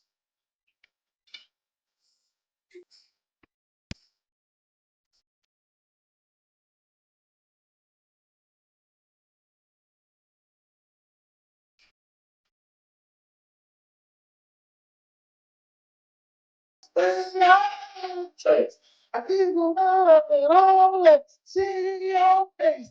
Think about it, see your face. It's all that I want your embrace. I keep on, baby, baby, please. So I know you're not going to go into sports at the moment, but did you see It's this? a Friday. We can go anywhere we want. Did you see the update on the Brandon Sorsby story? Oh, Lord, what now? The Canadian Football League has also said, no, you cannot come play here. Why? He tried to go that route? He did, yeah. He tried to go to the Canadian Football League for a year, and they said, And no. the CFL were like, no, you're not going to circumvent our cousins. Talking to Randy up the hall here and asked him, like, does he have an avenue? And the only one that we could think of is the UFL, yes. XFL thing, if they even let him No, play there. there's no way. There's Could no be the way. most talented quarterback in that entire league, though. Yeah, but then you become infamous. Although all eyes would be on him. Kurt Warner kind of did the same thing with the Canadian Football League. I'd watch just to see what this kid's got. Shoot, and they may need that right now. That'll be interesting. Well, you know what Pop said? 8 out of 10 questions can be answered with the word money. And if they needed a motivation to sign him, it'd be money. If you don't know what we're talking about, Brendan Sorsby is the kid from Texas Tech. Well, he was initially at Indiana where his troubles began. He made some 9,000 bets, many on his own ball club, to the tune of $90,000, a college kid. And he was going to go back to Texas Tech. The courts allowed it, but the Big 12 was going to appeal.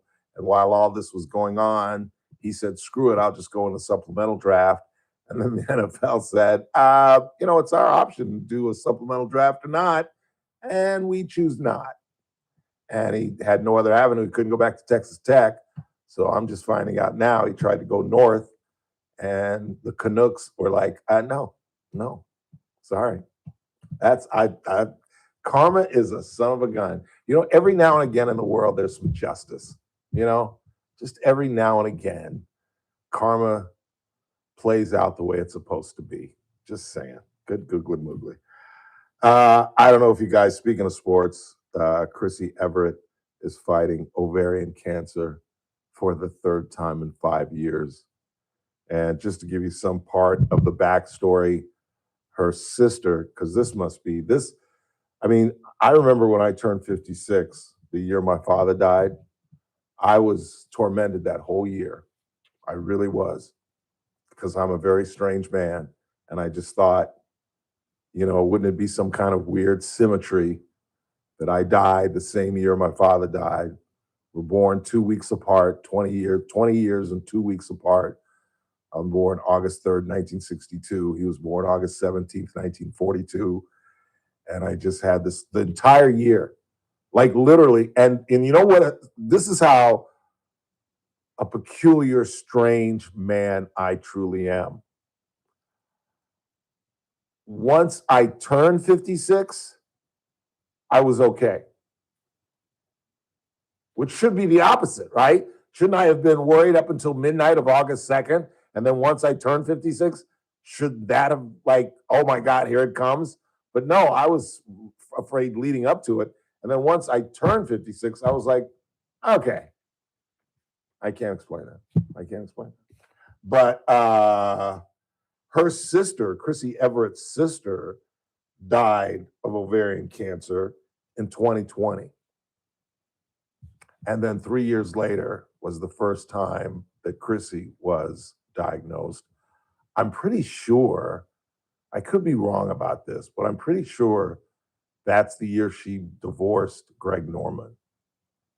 Because I think there was talk that Norman did the, who's the biker that left, all I want to do is have some fun. Who is that? Oh, come on. You don't know who that is? God, I love I think it's my old brain. And you don't even know either. Come on, Sheryl Crow. Sheryl Crow. I got it before you did. Sheryl Crow. And who's the biker that was dating Sheryl Crow? Lancelot. Sir Lancelot was dating Sheryl Crow. Lance Armstrong? Lance Armstrong.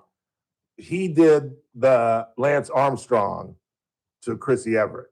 Greg Norman did. Found out she had ovarian cancer. Did they break up in 23? It doesn't actually say. Doesn't say. Well, it doesn't matter.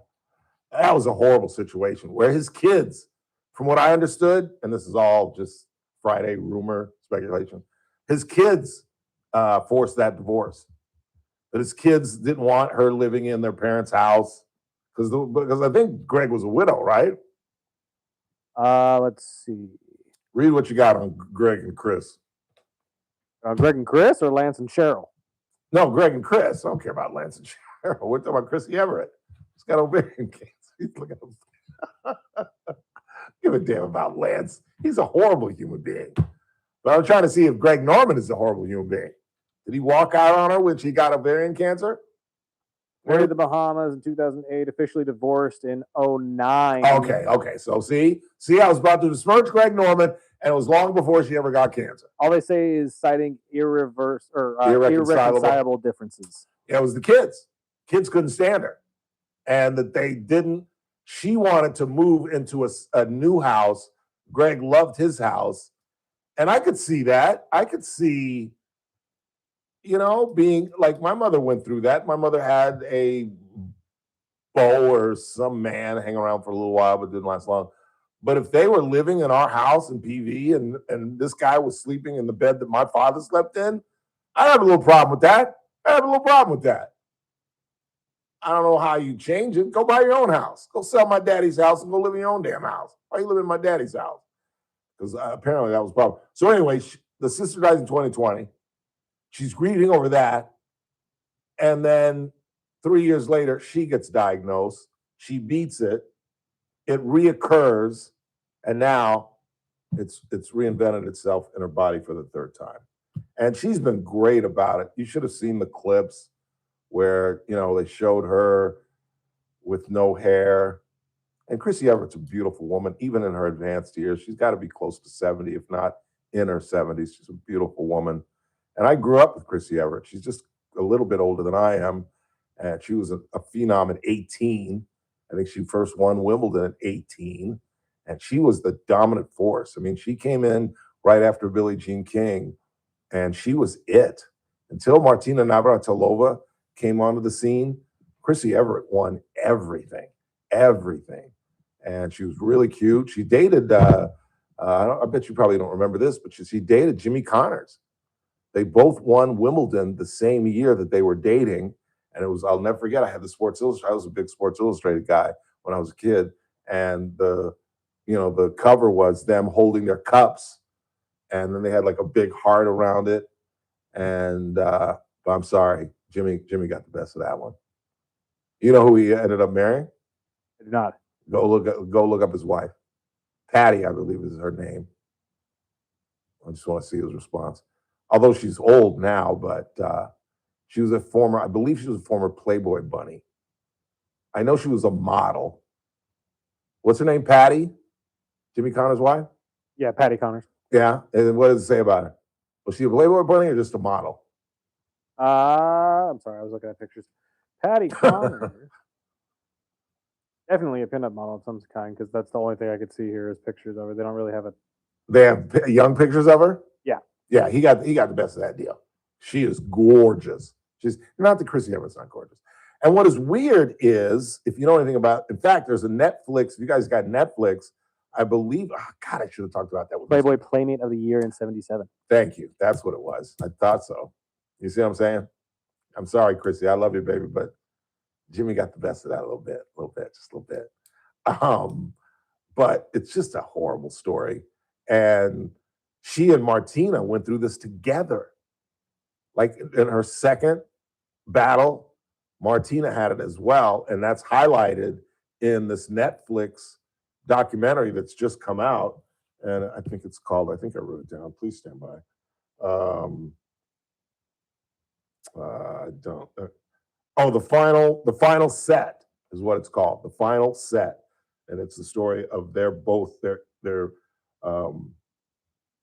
battle with cancer.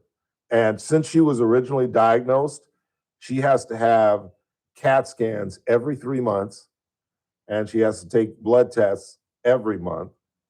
And in discussing it, she just said, it's just relentless. Can you imagine having a disease and describing it as relentless? That's how I felt when I had my blood pressure. I just felt like it just won't go away. The first thing we did to battle it was get me on a CPAP. My CPAP guy, my sleep apnea guy said, much of your problems is probably sleep apnea. And I'll never forget the first night, because I was averaging like 180 over 110. I remember I had to play in a golf tournament that I promised that I'd be there. And I literally took my blood pressure machine with me just to be careful. And I was like, I played golf at like 160 over 100. And it just felt relentless, everything. I remember the first time I slept with the CPAP, I was 150 over 80. And I was so happy. That's still not extremely high. That's pretty damn high. And I was so happy that it was 150 over 80. I posted it on Facebook. And that's how I felt. I felt like this is just because I went through a number of different drugs, and we tried this and then we tried that. And I like to talk about this so as to implant this information to you, because the way I finally got it under control was through the help of Dr. Jeet Singh and Dr. Helmut Kothari. But the real way was me. I helped myself. The worst night, I was 210 over 110, dizzy, heart pounding, headache, thought I was going to die. Just really thought I was going to die. And I'll never forget, I'm in the emergency room and White Christmas was on. I'll never forget that, with Danny Kaye and Bing Crosby. And I'm like, this is how I'm going to go out, watching White Christmas. And I was 210 over 110. They gave me some labetalol, and within about an hour, I was 130 over 85. And I felt like an idiot. I felt like maybe I should have stayed home. Like I was like, no, you did the right thing. It's a very strong drug. And I said, well, then why am I not on this? And he said, that you have to take up with your doctor, but you might want to talk to him about it. I went back to Jeet, and he said, well, it can have some issues with your kidneys, why we haven't put you on it, but I can make a low dosage. And from that point on, I haven't had any problems. So the point of that story is, many times when dealing, even with the greatest physician like Dr. Singh and Dr. Kothari, you have to be your own advocate. You have to ask questions. That's why they tell you, whenever you go, take somebody with you so that they can come up with questions that maybe you haven't thought of. And you have to tell that person that you're going with, be my advocate. If you see something that you don't think's right, or if you have a question, bring it up. It is really important for you to be your own advocate and not just simply listen to physicians. They're as human as we are, and they make as many errors as any other profession.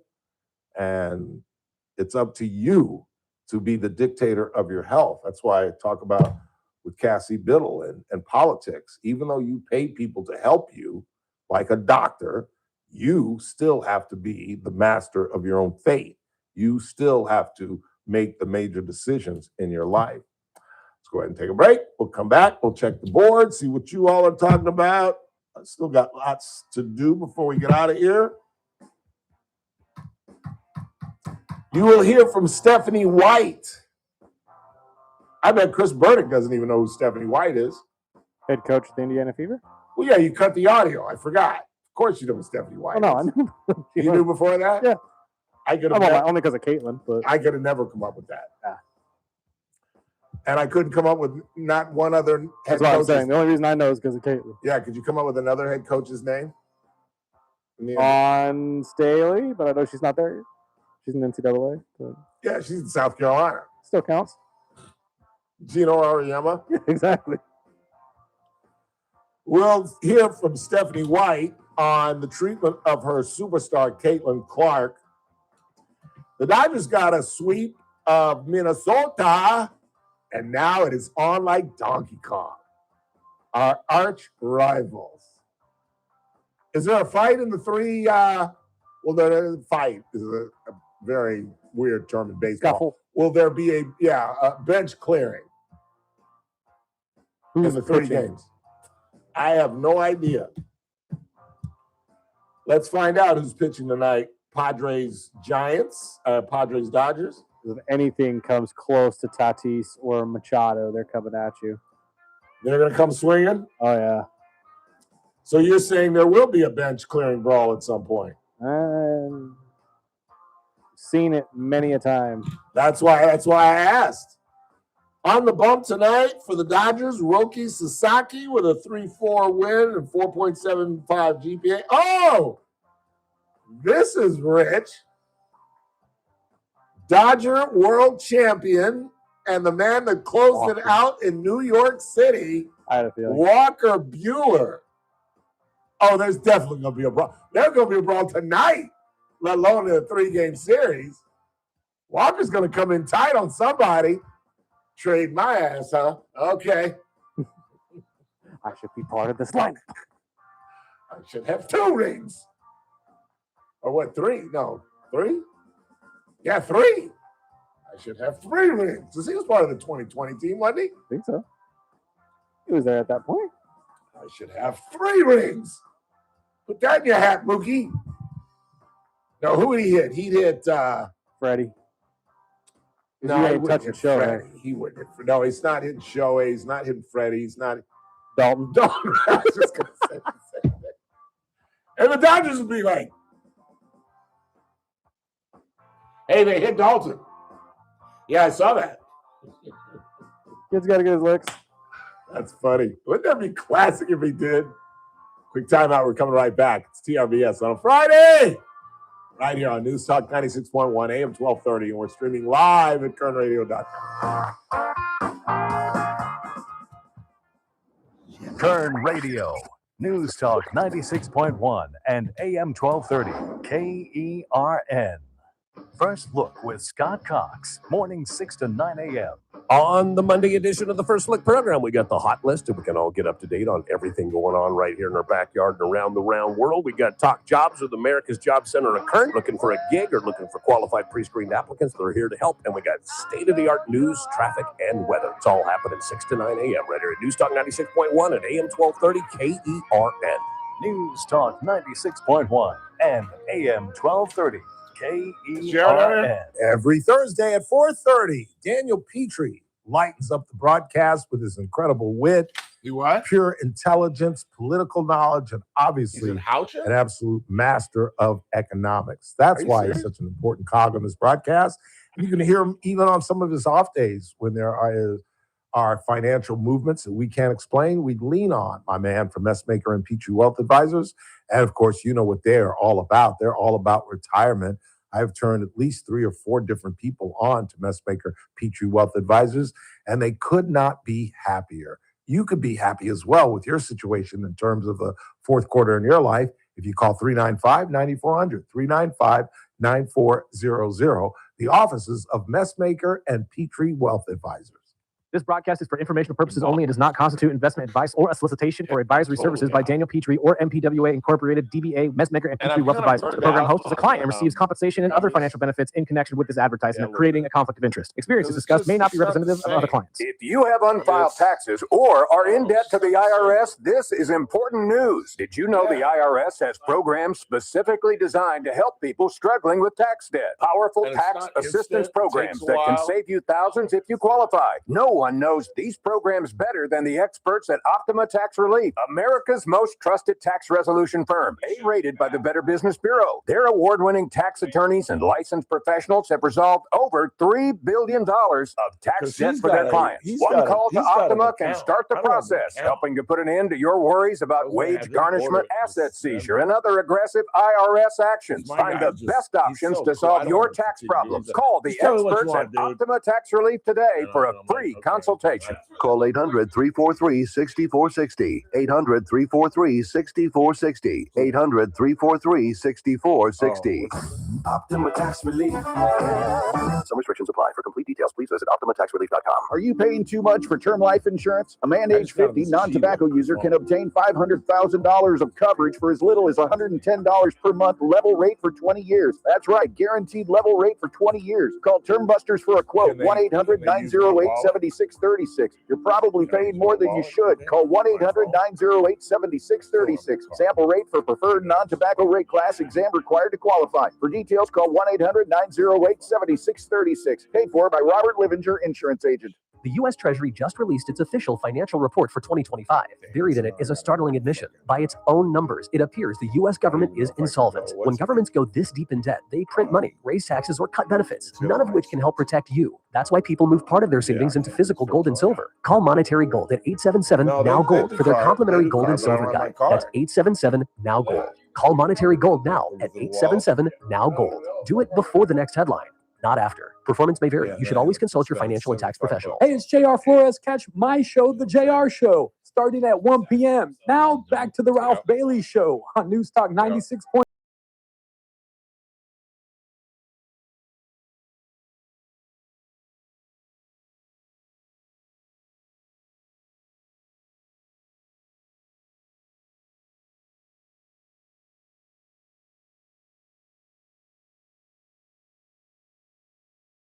Falling down under, yeah. I wanna go and then thunder. To hear the thunder. You better run, you better take cover. 842-537-6842 KERN. What do you got on the board? Phil Mickelson has withdrawn from this year's Open due to another incident of sexual misconduct with golfer Pat Perez's wife. What? I heard that he was in trouble with a young girl at the club. Yeah, at the club. Where he got which kicked off. He got kicked off the club. Right, and then in the middle of his round. And he himself removed himself from the club. No. I thought he himself. No. It happened in the clubhouse. He went to play golf. Right. The girl went to I'm the saying deal. afterwards. He canceled his membership to said club. No, I'm correcting you. That's incorrect. The incident occurs. He goes to play golf. It's all on the same day. She goes to the superintendent or the head of the whatever, Paul Guerra of their course. Yeah. They investigate it. They get into a golf cart. They go meet him out on the course, and they say, Phil, this is what happened. I'm sorry, you got to go. And literally kicked him off the course, out of the club, in the middle of his round. Right. That's harsh. That's harsh. Like, you would think they would wait and they'd be standing at the 18th green or standing at the clubhouse locker room, and they'd say, Mr. Mickelson, can we talk to you? They jumped in a cart because now, I don't know if you know this. Are you aware of this? That the guys in the clubhouse with the carts are so sophisticated, they know where every cart is on the course. No, I was talking to from the Jim about clubhouse. that before the honor flight opened. Yeah. And the Sundale, where I'm playing Sunday with Mark and the boys, they have rangefinders built into the cart. Yep. Which is, rangefinders aren't happy with that. That's going to take them out of business. But and the carts are so sophisticated that they don't go in certain areas. Like, one of the things, if you've been to our golf tournament, you've heard me say before we get started, stay off the bark. Don't get close to the greens, because the older cats like to park like damn near on the green. Well, now these carts are so sophisticated that it won't allow you to get that close. It starts beeping and cuts off. It's like a governor, and you have to put it in reverse and go back. But yeah, they kicked him off the course. So now this is a second incident. That's what they're claiming. I haven't heard Pat about this. Perez's daughter, Pat Perez's wife. Wife, yeah. You know my girlfriend Kelly in St. Louis, who I hung out with? Yeah. Who married the deaf guy and divorced him and now is remarried, very happy. She dated Pat Perez. She went to Arizona State. Oh, wow. Dated Pat Perez while they were in college. She thought he was going to be a superstar. And even when I knew her in the 90s, he was still a pretty good player on the tour, but he never lived up to his potential. Potential, yeah. But yeah, Kelly and I were talking about that when I was in St. Louis. It's like, what's it like dating an athlete? It's the worst. It's the worst. They're the biggest egomaniacs. They can get women when they want to. none of them are loyal or monogamous, which I've always said, never date a musician, a politician, or an athlete. Quick timeout, final hour of the week. I'd stick around if I you.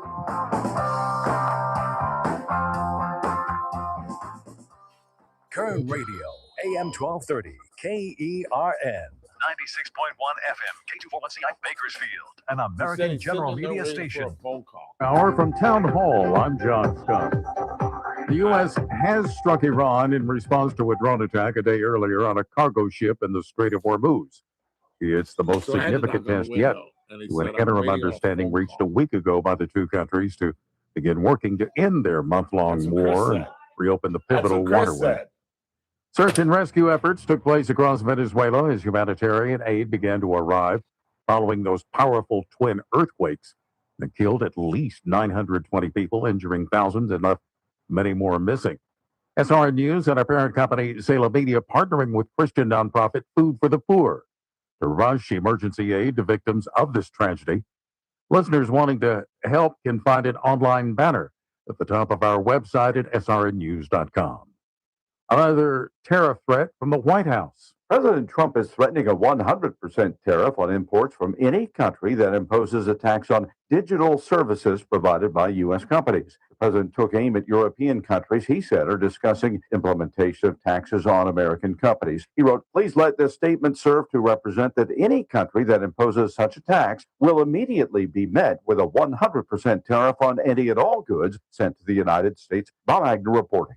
AI dragged down the markets today. The S&P 500 ended nearly flat Friday with a loss of less than 0.1%. The Dow slipped 44 points. That's about 0.1%. The NASDAQ composite fell 0.2%. Big drops for Micron Technology and other AI-related companies offset gains in other sectors like healthcare. Micron sank 6.7%. The chip company's stock has roughly quadrupled so far this year. Companies with big fuel bills got some help as oil prices fell back to where they were before the war with Iran. Seth Sutel, New York. More from townhall.com.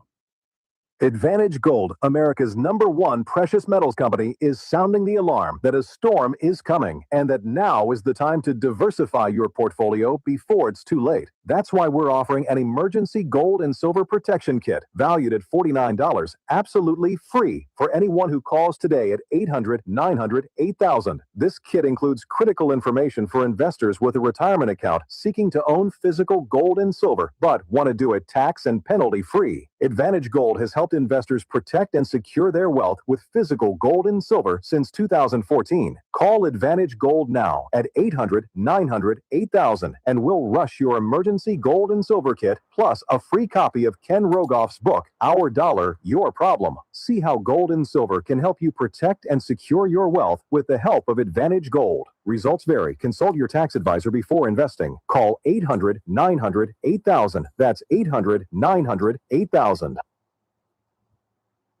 A mistrial in the California Palisades. From the KERN Newsroom, your live and local news update. The car hit a barrier at high speed. I'm Chris Davis. That is what sent a Subaru flying in a wreck Thursday morning just after 5 on Interstate 5 near Highway 43 in an area north of Buena Vista Lake, says the California Highway Patrol. They say they are not sure why the car went into the median, which is where the first collision happened. Then the car hit a concrete wall and caught fire. CHP says the driver, who they ID'd only as a man, died at the scene. They are trying to determine whether drugs or alcohol may have been a factor.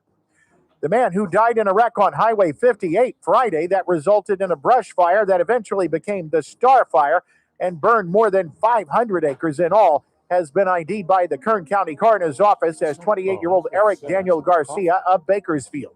He was thrown out of his car when it hit a ditch and went down the side of a mountain on Highway 58 at General Beale Road. A former Beardsley School District employee who manipulated one young girl into having sex with him and admitted he coerced another teenage girl into sending him nudes on Snapchat by telling her that he would hurt himself if she didn't, has gotten his sentence. Aldrich Cadiz, who was employed at San Lauren Elementary, was sentenced to 2 years' time served and ordered to register for life as a sex offender. He pleaded no contest last year. The people in Cattle King Estate say they have had it with a huge debris pile that just keeps getting bigger, and that includes tires, trees, all sorts of various kinds of junk, too. They tell ABC 23 the mess, which is on a hillside near the Kern River, has attracted thousands of beetles. The site may belong to a construction company, and the neighbors there say it's time the city does something about it. I'm Chris Davis in the KERN newsroom with news every half hour, and when it breaks on News Talk 96.1 and AM 1230, KERN. To the rest of in a month from now, this Hollywood Big Shot's going to give you what you want. Too late, they start shooting in a week. I'm going to make him an offer again. How do you spell yay? The Ralph Bailey Show. News Talk 96.1 and AM 1230. KERN. How do you spell yeah? The promised land. I may not get there with you. Yeah. But I want you to know tonight that we as a people will get to the promised land. Call in or text to 661-842-KERN. That's 661-842-5376. Listen live at KERNradio.com. Now, the host you've been waiting all day for. Live from the KERN studio, here's Ralph Bailey. Final hour of the broadcast, final hour of the week after 5 days of outstanding radio broadcasting. Right here on News Talk 96.1 and AM 1230, where we stream live at kernradio.com. Still lots to do in our final hour. Recap our top story of the day. We'll talk more about poor Dalton Rushing. Check out the Dodger lineup tonight and see if Mr. Rushing is starting a catcher or is they're going to let him kind of get his head right and put Chuck Robinson, our first black catcher since Russell Martin and Roy Campanella, who got a couple of base hits the other day, but he sucks. He couldn't hit water if he fell out of a boat. And he's not bad defensively. As one of the callers mentioned, he made a nice tag on a play at home plate. Scares the crap out of me. Whenever they do the one-handed tags, that scares me. I was always taught you hold the baseball in your glove with your hand and you make the sweep with your hand on the ball, as opposed to now at second base. That's kind of hard to do sometimes. Got to make a sweep. He is in the lineup. He is. Wow. He is the 8 hole. After striking out 3 times and then showing up pro. That's interesting. I think that's good. You got to put him back on the horse, I suppose. I don't think he's long for the club. I don't know. Man, he's hitting 185. Machado is? Mm-hmm. Really? Garbage. Well, that's why they're what? 9 games back? Yeah, they're still over 500 though, surprisingly. Are they really? 42-37. How many games back? About 10. Wow. You guys are 52-29. Wow. And what is amazing about this ball club? We got 52 wins. We're not even healthy. We're playing our backup catcher. Mookie's starting to hit. You notice that? Mookie's in the 200s. And as of the last month, he's hitting like 340. So that's a good thing. You guys don't have a single batter under 230. Mookie's the lowest. Which is different from last year. Remember all last year I was complaining? Who was the only problem in our lineup, Chris Burdick? I was Miggy Roja. No. No, it was the outfielder. What was his name? Rios? No, our right fielder. Our $60 million man. Teo? No, Kyle Tucker. Kyle Tucker was on your team last year. I'm talking about this year. Oh, I'm sorry. Yeah. What do you think we were talking about last year? I thought you said who was your problem last year. No, who is the only hole in our lineup right now Mookie is hitting is Kyle Tucker. I mean, he's still hitting better than Mookie, too. He is he really? 234. He is the Michael Conforto of this year. That's who I was trying to think of. Michael Conforto. who's probably teaching Little League Baseball somewhere. But that's the amazing thing about this club. We're not even healthy yet. Blake Snell. Do you hear Blake Snell and Tyler Glasnow? They were bagging on him because they were seen in Inglewood at SoFi watching FIFA, watching the World Cup. Why? It's baseball. They're injured. They don't need to be hanging out with the club if they're not contributing. A hottie. You know what I saw last night? And it's a Friday, so I'm just rambling. Have you ever seen the video where, God, who is one of the best active pitchers in baseball? Played for Detroit. Oh, Scooble? No, played for Detroit. Played for Detroit. He's in Houston. Verlander? Yes, Justin Verlander. Oh, who's he married to? Kate Upton? Okay. Hottest woman on the planet? Exactly. Have you seen the video the night they met? No. Oh, dude, it's classic. Oh, wait, you're talking about when he's talking. Settle down. I'm telling this story. Just slow your roll. Okay, I know. It is classic. And I saw the video the other day for the first time. And so they are all on the top step, as ball players are wont to do. And Kate Upton is sitting in the front row behind them. And so Verlander, as one heterosexual male would want to do, can't keep his eyes off of her. And she's like kind of flirting with him. So you see Verlander do something, and they're like, what the hell is he doing? And he turns around. So now I'm facing the fans. The ball game is behind me, and I'm facing fans. She's sitting right where the camera is, and he tosses a ball to her.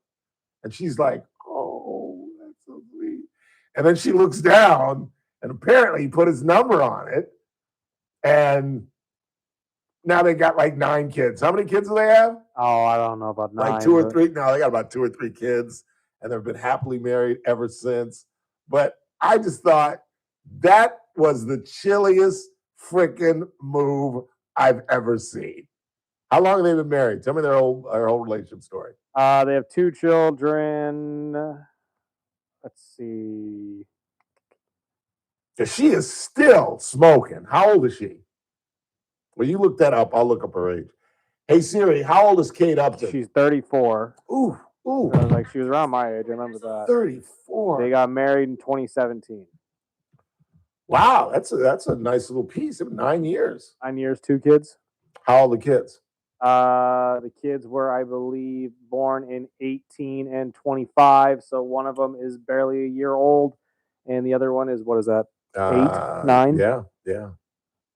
8 years. Wow, that's pretty cool. She is spectacular. Please stand by. Got to take this one. Speak of the devil. What time? Let's say 7.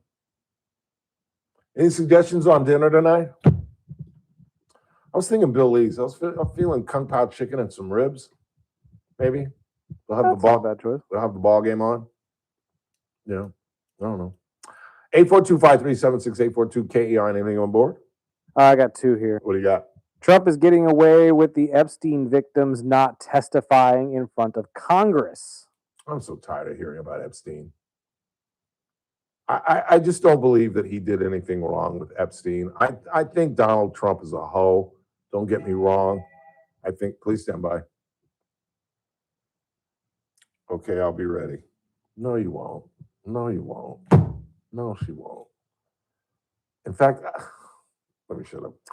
And I am going to Vegas.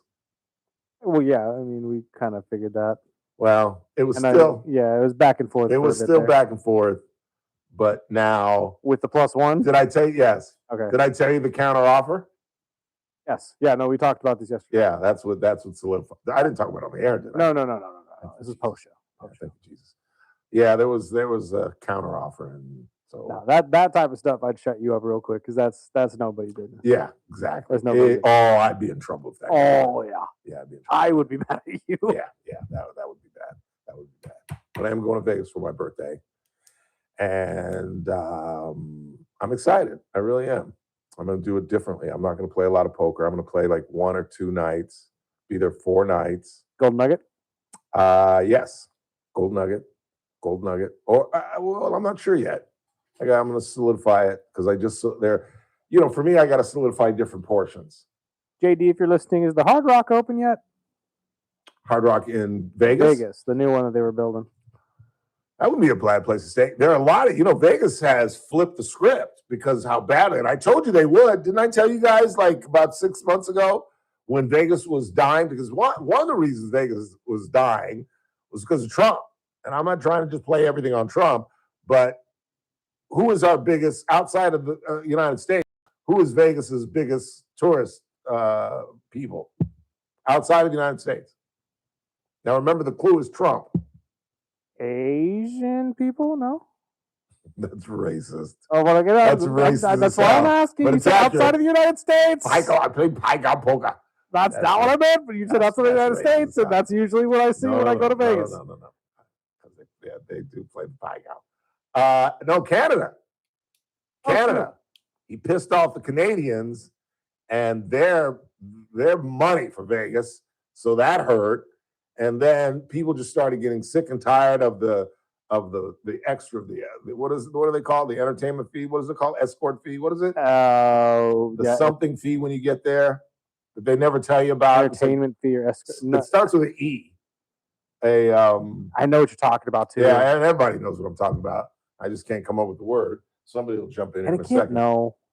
Escort, entitlement, entertainment, no. Something fee. Hey, Randy! Can you hear me? Randizzle! He can't hear me. He knows. Resort fee. Resort fee. I had the letter wrong. Wasn't he? A resort fee. There's another word too that does I always get this amenity fee. Yeah, AMENITY. Yeah. Amenity. Well, they've gotten rid of all those. In fact, have you ever been to the Westgate? Isn't that where Cal State stays all the time? When we go there? I remember. They've got a ridiculous deal, dude. They've got a 3-day deal for $200, and they give you a $50 drinking card and a $50 eating card. Now, the eating card won't go that far. No. But by yourself, in one sitting, well, I won't be by myself, though. True. But she doesn't really drink that much. So the 50 drinking card, that could be all me. You know what I'm saying? That'll take care of your first drink every night. Exactly. And then once you get on the tables, although those drinks, those are very, very weak drinks. But that's what I love about playing poker, is you can just sit there and have a couple cocktails. Because blackjack can go in 10, 15 minutes, man. You get you get a bad dealer and you can lose $150 in 20 minutes playing blackjack. But at least poker. Michael Turnipseed. Oh, this ought to be rich. Oh, I asked him to play golf.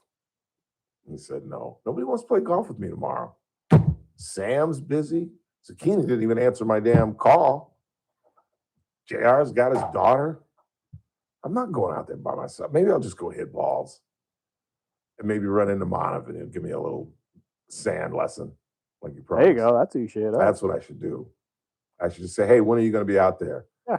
I just want to come out with just my sand wedge and just work on my sand. Because he gave me some great, that advice he gave me at the door was great. Because that's part of my problem. He said, speed up your downswing. And I think that's what I do. I try to guide it out and I slow down when in fact, in the trap, you got to speed up at the bottom and that flange hit the bottom and hear that nice bounce sound. And I'm just, like I said, I shot a 90 last week and left it in the bunker twice. I mean, twice I left it in the bunker twice. You see what I'm saying? 2 different bunker shots. It took me 2 to get out. So that could be 3 or 4 shots right there. It could have easily been an 86, 87, easily. And I hit the ball so well last weekend. I'm telling you, and I do hope Chris is listening because I out-hit him. I really did. But his short game is just so spot on that guy can make par or bogey from anywhere on the damn golf course. I'm telling you, remember how I told you they make 10 a par 3 at BCC during tournaments because they have a brand new gym that Kevin Small and a lot of the donors put together to erect. Really nice gym. Really nice gym. Really nice gym. Pool. They got tennis courts over there. It's unbelievable. Worked out there multiple times. Yeah, it's unbelievable. Pickleball courts. They got everything. They got everything. But it's like a 60-yard miss. And I'm like, are you really worried about somebody hitting over there? Well, now I know because Zucchini hit it over there. And then he hit another one from over there from the sticks. No, from the what do they call it? The seal? God, my brain is hurting, man. I need some ginkgo biloba. The bark. He was on the bark. And then he hit it again in the bark, damn near shanked it.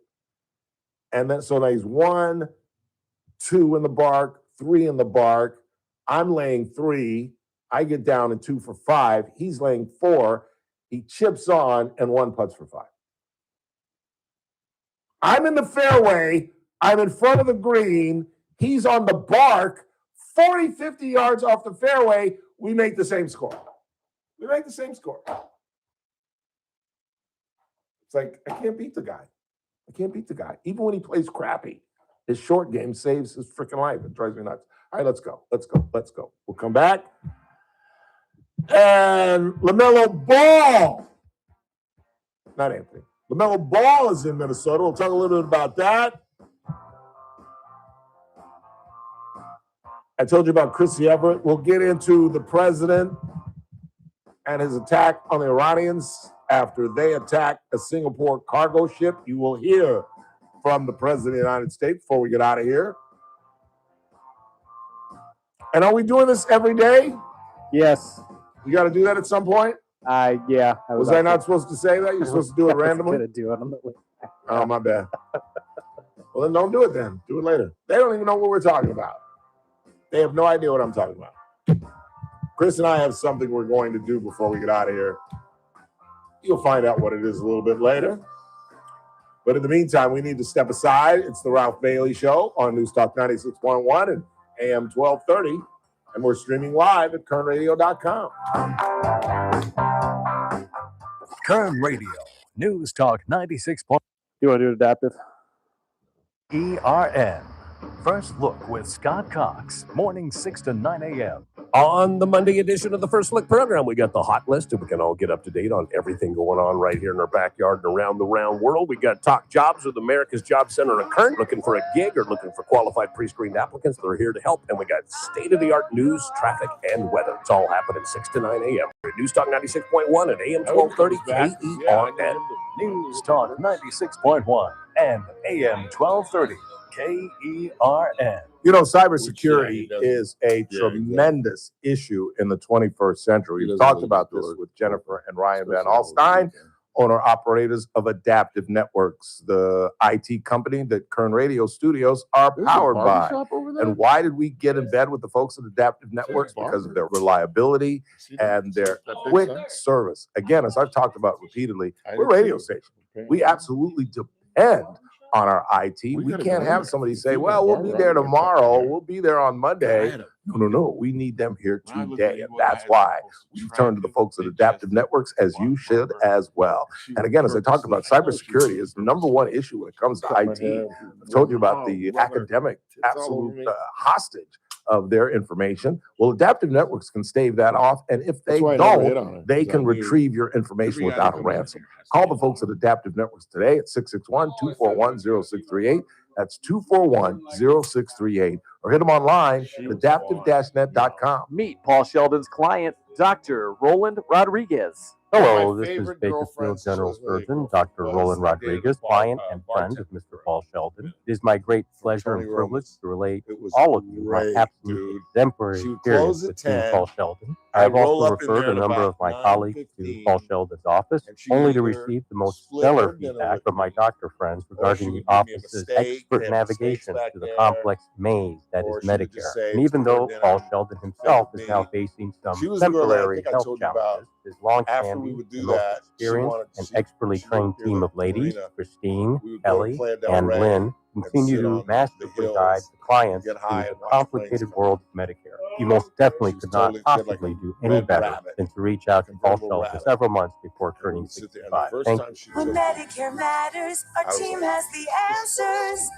Team Paul Sheldon. 398-2298. Here it comes. Today we tip our wrench to Rock Auto customer Jeremy. When I was a Low. kid, I used to That spend hours motherfucker is. watching I'm my literally stepdad saying work this on while we're cars. talking. He really That turned motherfucker into is something low. special, and now I work on all my own cars. I heard about Rock Auto the first time just doing an internet search. I couldn't recommend Rock Auto enough. Fact is, my kids go there to buy. I tell my neighbors about them. I tell pretty much everybody about Just rolling. You're great at protecting your data, but lots of places could still expose you to identity theft. And I'm literally Auto like is this safe. in the car. If that happens, LifeLock gives you a US-based restoration agent who will stick by your side from start to finish. Phone calls, filing documentation, preparing insurance claims, your agent handles it all. In fact, we're so confident restoration is guaranteed or your money back. Isn't it nice to have someone like that on your side? Save up to 30% with promo code NEWS at lifelock.com. Terms apply. Hey folks, Scott Cox here, host of the First Look with Scott Cox radio program. You are listening to the Ralph Bailey Show right here on News Talk 96.1 and AM 1230 KERN. No, it was just unique and special. Yeah.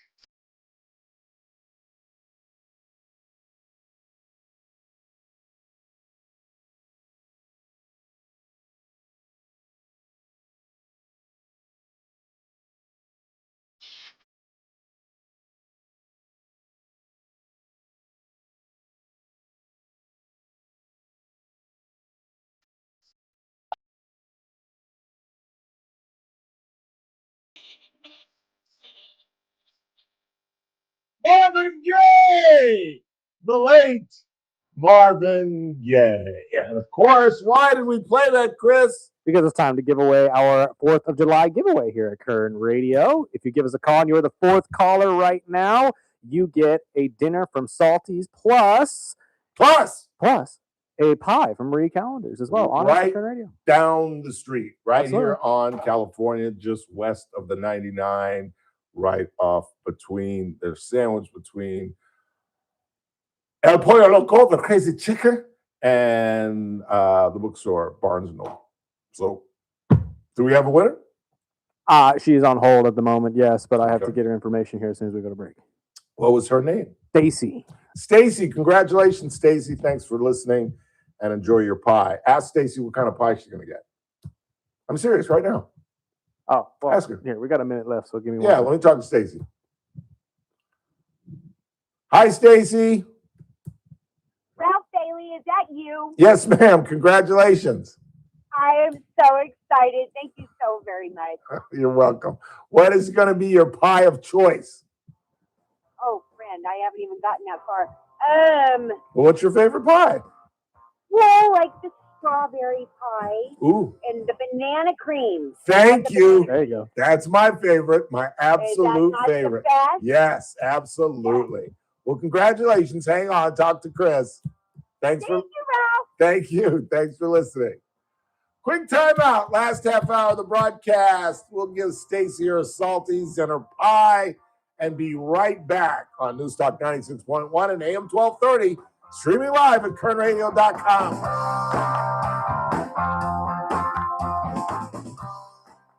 With SRN News, I'm John Scott. President Trump said an Iranian drone attack has violated the ceasefire, and the U.S. has struck Iran to respond to that drone attack. President Trump threatening a 100% tariff on imports from any country that imposes a tax on digital services provided by United States companies. A federal judge has declared a mistrial in the arson case against the man who was accused of sparking the deadly 2025 Palisades fire in Los Angeles, after the jury said it could not agree on a verdict.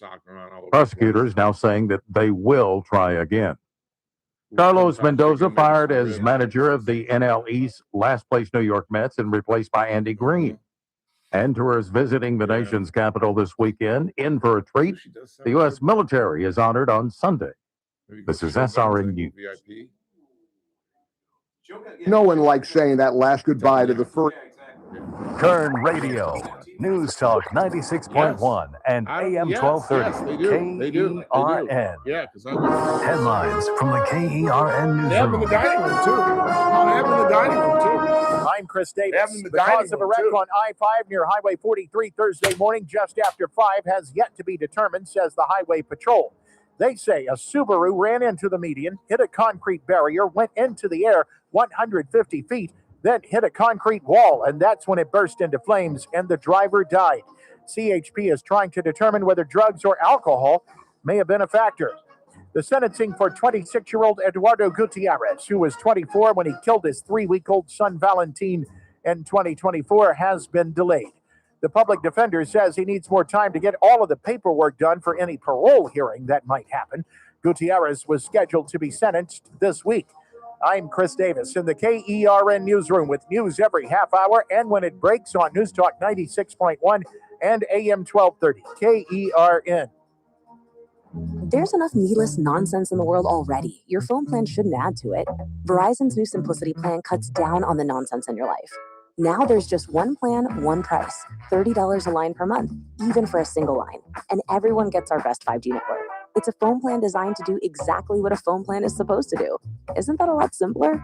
Switch today at Verizon.com or at your nearest store. For new customers, $30 per line includes autopay and switch discount. Additional taxes, fees, and terms apply. Unlimited data is restricted to on-device smartphone usage. Domestic data roaming at 2G speeds. And the match is about to begin. Most of the team is out with COVID-19, so there'll be some substitutes tonight. What's this? We have an unexpected guest on the field. It's a dog, but they could do with extra players. She's going for the ball. From paws, hands, or feet. Soccer season is full of surprises, and COVID-19 could be one of them. If you test positive, prescription medications may help. Ask your doctor if they're right for you. Learn more at PfizerForAll.com. Sponsored by Pfizer. First Look with Scott Cox, morning 6 to 9 a.m. On the Monday edition of the First Look program, we got the hot list, and we can all get up to date on everything going on right here in our backyard and around the round world. We got Talk Jobs with America's Job Center and Current, looking for a gig or looking for qualified pre-screened applicants. They're here to help. And we got state-of-the-art news, traffic, and weather. It's all happening 6 to 9 a.m. right here at News Talk 96.1 and AM 1230 KERN. News Talk 96.1 and AM 1230. KERN. Hey, it's JR Flores. Catch my show, The JR Show, starting at 1 p.m. Now back to the Ralph Bailey Show on News Talk 96.1 and AM 1230 KERN.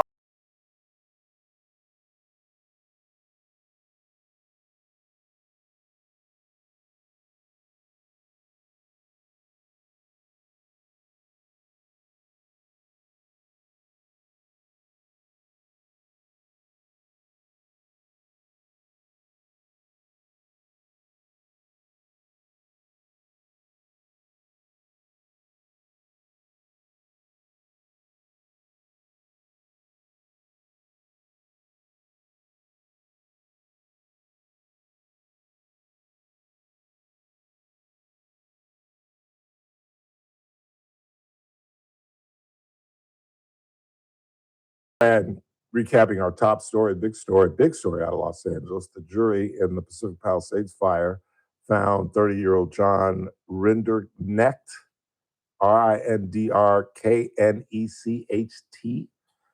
Rinderknecht. I've been following this case, or I would have heard how they pronounced it, but because I thought it was a slam dunk. I thought this was an open and shut case. The guy lied about where he was. He's a known pyromaniac. He talked about hating the billionaires. He admired Luigi Mangione. I thought it was open and shut, and that because I really didn't follow it, to be honest with you. And then to find out that he set the fires that he set up in Lockman a week before the Palisades fires erupted that weekend, where they had the high winds, and that these things were smoldering and nobody did anything about it. And apparently they were running, people were jogging and hanging out where the smoldering was going on, and nobody paid attention to it, and then it reignited. How that happens, I don't know. I was going to have a fire guy. Maybe we'll do that next week to try to come in here and explain how that happens, how you put out a fire, but it continues to smolder, and somehow it reignites a week later and turns out to be one of the greatest conflagrations in the history of Los Angeles County. Your mic's off. No, I'm sorry. I was more thinking in my head. I was like, a week later is where you get me. I can get why it starts up in a couple hours. Right, and then maybe later that night it reignites, or maybe the next day, but a week later is kind of wild. Well, I think that's why they were 10-2. Yeah. There's no way we can give him responsibility for a week for a fire that erupted a week after he initially said his. Now, if you want to go after him for the Lockman fire, okay, he's guilty as hell. He admitted it. But I just thought, whenever you lie to cops in an investigation when you're a suspect, I just think that is throw you in the slammer. Yeah, it's very damaging. Like, why would you lie? Why did you lie about where you were? And maybe, but can you connect that to the fire that erupted a week later? Maybe he did lie. Maybe he was responsible for that. Boom, boom, boom, boom, boom. But, 7 days later, the jury came back 10-2 in favor of being not guilty. In fact, they said it was 11-1. Let's play the juror one more time. They said it was 11-1, and then the guilty juror convinced another juror, because they said it was going back and forth, but that this jury that you're about to hear, she was convinced from the get-go and feared that she would be the lone not guilty juror. But in fact, she ended up being the majority. It was just, I don't know, it was hard. We all were very respectful with each other. And obviously we didn't get to talk about the case until we got to deliberate. And once we went into deliberations, I guess it was just, didn't realize how passionate some certain people felt. I thought personally I was not guilty. And I felt like I was going to be singled out and having to stand my ground and state my story. So I was kind of like a little relieved that I was on the more majority side instead of being that person who wouldn't budge. Because I did say I wouldn't budge. But at the same time, I was also open to can we see more? Can we do this? Can we do that? But it just, we couldn't come to an agreement. So there's a mistrial. And the jurors that have spoken, some of them didn't want to speak. But those that did, like this young woman, said that she thinks it's a complete waste of time for prosecution to try it again. Now, I don't think you can go to the DA as a deputy and say, we're not going to try this again. They'd be like, what? We got this guy. We think we've got this guy. Let's do it again. Let's get another jury in here and reassess and go at it again. I don't know what it's like to be an attorney. In the meantime, it's Friday. We're wrapping this thing up. I've got some miscellaneous audio I wanted you to hear. I found this extremely comical. This is a compilation of members of the Trump cabinet, starting with Secretary of State Marco Rubio. And you will hear, I'll try to punch in and tell you who it is. I think you can tell by their voices, but Pete Hegseth is among the members of this compilation. Senator Lindsey Graham from my home state of South Carolina is part of this compilation. I thought we'd have a little fun with this. Check out some of the Trump cabinet a couple years back. There's no way we are going to allow a con artist to take over the conservative movement, and Donald Trump is a con artist. It's typical Trump. Exit. bluster, very little substance. For you to think that you can pimp out our proud servicemen and women to the Prince of Saudi Arabia is disgraceful. And it once again shows that you are unfit to serve as our commander-in-chief. Tulsi Gabbard. Trump is a really bad candidate, and frankly, I think a really bad person. JD Vance. Trump supporters for a minute. I don't know who you are, and I don't know why you like this guy. Lindsey Graham. I think the problem is, number one, he's a bully. And, I don't like bullies. This is what happens when a leading presidential candidate goes around feeding into a narrative of anger and bitterness and frustration. This is a guy who said that John McCain is not a war hero, yet he sought his own 5 military deferments. There's nothing in our Constitution that gives you the power to go to war without the express consent of Congress. I'm a never Trump guy. I never liked him. We're about to turn over the conservative movement to a person that has no ideas of any substance on the important issues, the nuclear codes of the United States, to an erratic individual. He's a race-baiting, xenophobic, religious bigot. The military's not even going to follow his orders. The military's not going to follow illegal orders. And so the Trump campaign was forced to change their position and say, we're going to try to change the law so that the military can operate within the law. That's a tall order also. I think he's a kook. I think he's crazy. I think he's unfit for office. We may not have that many outright Nazis in America, but we have plenty of cowards and bootlickers. And once those fleshy dominoes start tumbling into the Trump camp, the game is up. Here's the problem with Trump. He says, go ahead and kill the families. Go ahead and torture. Go ahead and go further than waterboarding. What happens when people follow those orders or don't follow them? It's not clear that Donald Trump will have their back. Donald Trump is oftentimes about Donald Trump. At the end of the day, do you believe JD Vance, who always tells the truth? Just kidding. Or do you believe that woman on that tape? He doesn't represent my party. He doesn't represent the values that the men and women who wear the uniform are fighting for. This is a man who in rallies has told the supporters to basically beat up the people who are in the crowd and he'll pay their legal fees. There is definitely an element of Donald Trump support that has its basis in racism or xenophobia. We don't want a top-tier presidential candidate getting all of their military advice from watching Meet the Press. Fellow service members and I, we are not your prostitutes. You are not our pimp. Can't stomach Trump. I think that he's noxious and is leading the white working class to a very dark place. No matter what happens in this election, for years to come, there are many people on the right, in the media, and voters at large that are going to be having to explain and justify how they fell into this trap of supporting Donald Trump. All right, now, I know you're going to say that I'm biased with my next statement, and I probably am, but I give Marco Rubio a pass, and here's why. The voices that you heard were Pete Hegseth, Tulsi Gabbard, Marco Rubio, and Lindsey Graham. Now, the reason I can't give Lindsey Graham a pass, Tulsi Gabbard, or JD Vance, they weren't running for president. Marco Rubio was running for president. That's part of presidential banter. Do you know who came up with the term voodoo economics in describing Ronald Reagan's theory on the economy? His presidential rival, George Herbert Walker Bush, who would later become, I'm pretty sure I read this, his vice president. You see what I'm getting at? In other words, in a campaign, you have to say harsh things about your opponent. J.D. Vance wasn't running for president when he called him a Nazi and a horrible human being. Tulsi Gabbard wasn't running for anything when she blasted Trump on how he treats the troops.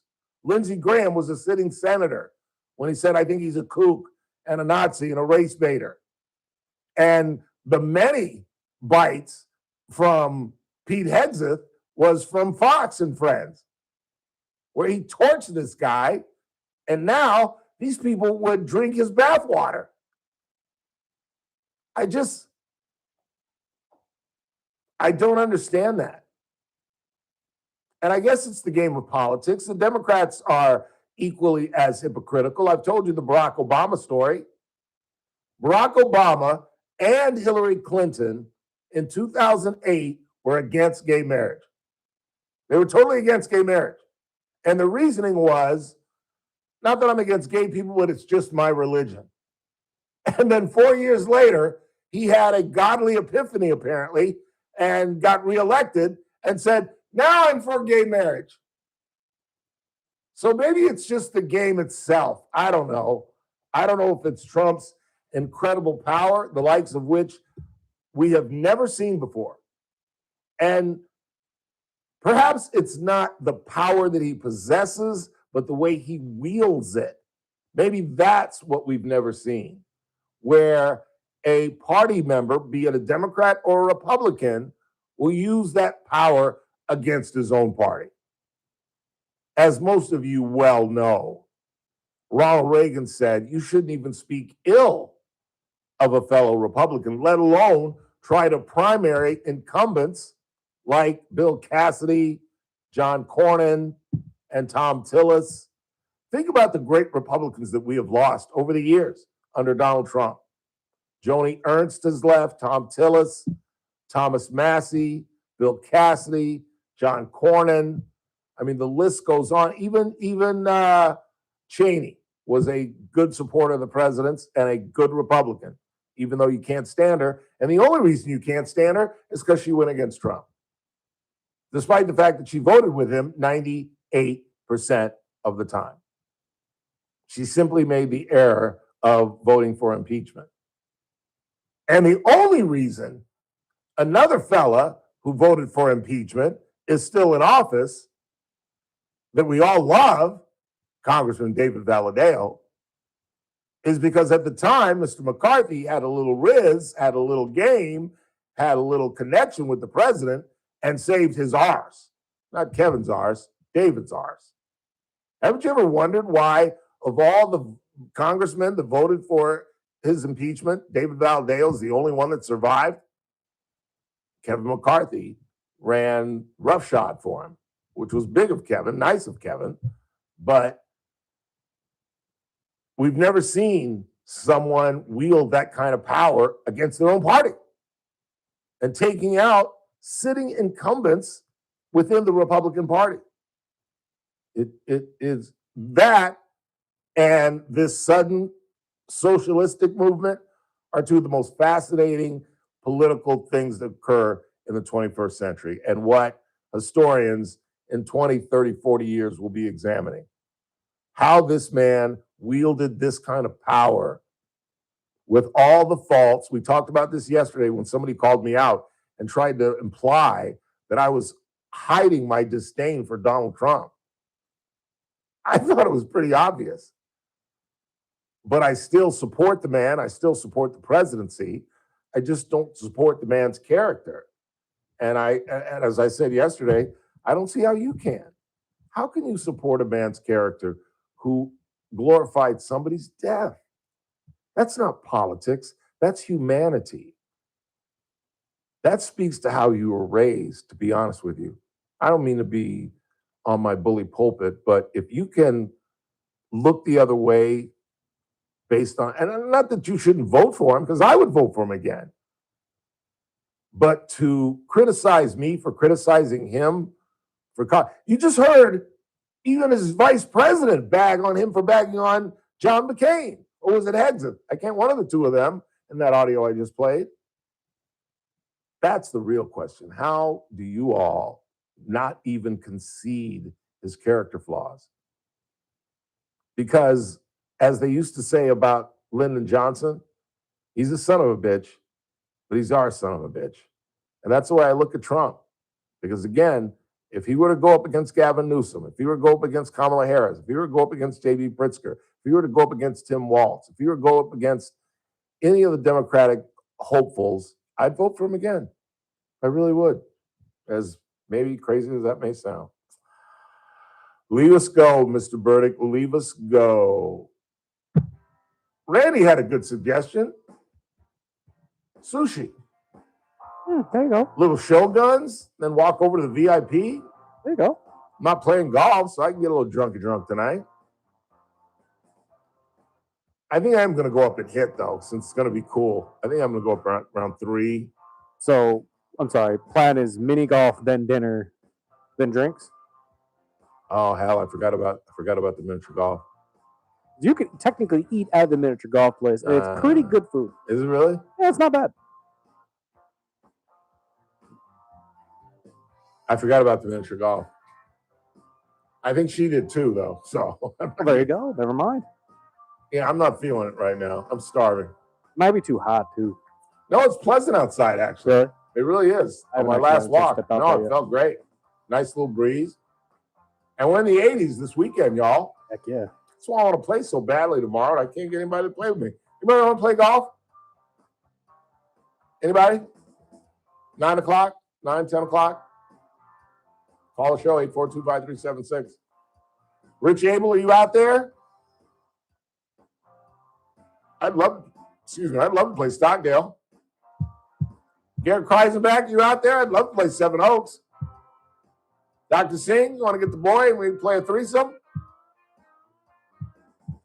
Kevin Bartle? Where's Bartle? Bartle, you out there? Let's play Kern River. No, I did get an answer on Hard Rock, but not from JD. It's open? No, it doesn't open until 2027, unfortunately. Damn. But also makes me wonder, where's that JD? Because I've thought about it. I'll Yeah, give we you haven't heard text from him in a while. JD. Yeah. Let's check. Probably hanging out in Oakland, Vegas, wherever he hangs out. Final break of the week. Keep it locked. Scott Jennings at the top of the hour. It's Monday. Dr. Jeet Singh will be with us. And I have a guest for Monday, and I can't think of who it is. I really can't. And whatever else happens over the weekend, and we'll preview Wimbledon day 1 with Serena Williams playing singles. In the meantime, you're listening to The Ralph Bailey Show on News Talk 96.1 and AM 1230, where we stream live at kernradio.com. Kern Radio, News Talk 96.1 and AM 1230, KERN. First Look with Scott Cox, morning 6 to 9 a.m. On the Monday edition of the First Look program, we got the hot list, and we can all get up to date on everything going on right here in our backyard and around the round world. We got Talk Jobs with America's Job Center in Kern, looking for a gig or looking for qualified pre-screened applicants. They're here to help. And we got state-of-the-art news, traffic, and weather. It's all happening 6 to 9 a.m. right here at News Talk 96.1 and AM 1230 KER.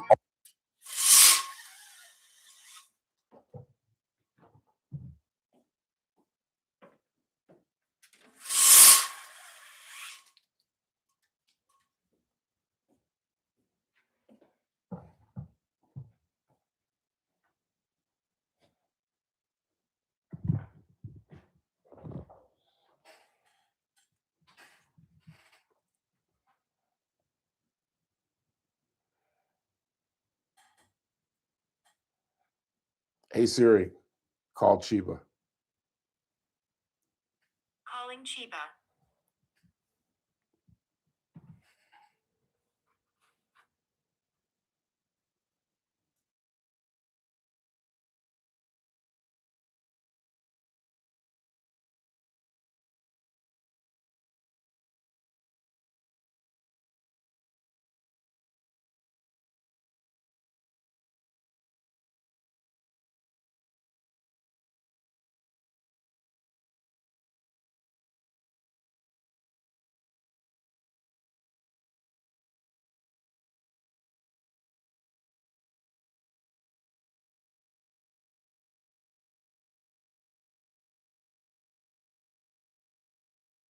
July sale.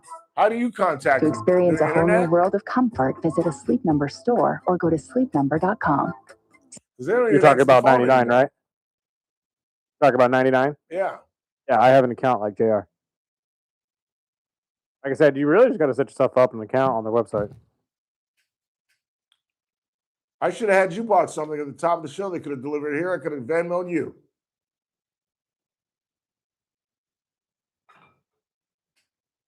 We're winning business solutions at BofA.com/game changers. Bank of America, official bank of the FIFA World Cup 2026. How long do you think it Are you takes paying them? too much for term life insurance? A How man long does age it take 50, them to non-tobacco deliver? user. Hour and a half. Hour and a half? It's up to an hour and a half.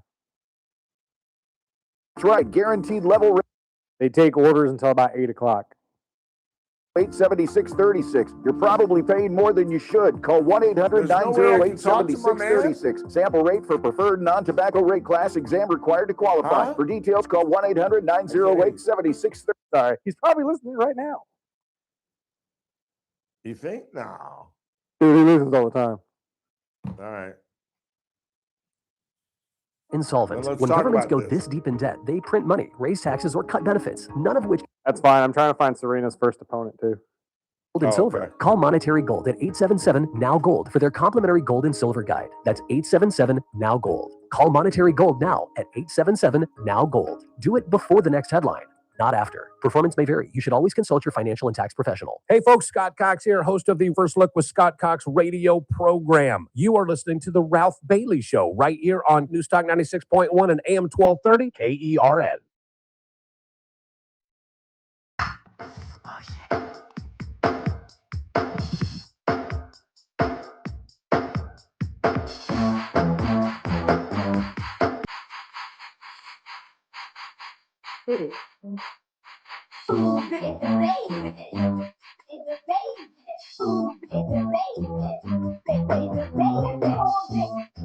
Serena Williams plays Maya Joint, Maya Joint, 20-year-old Australian.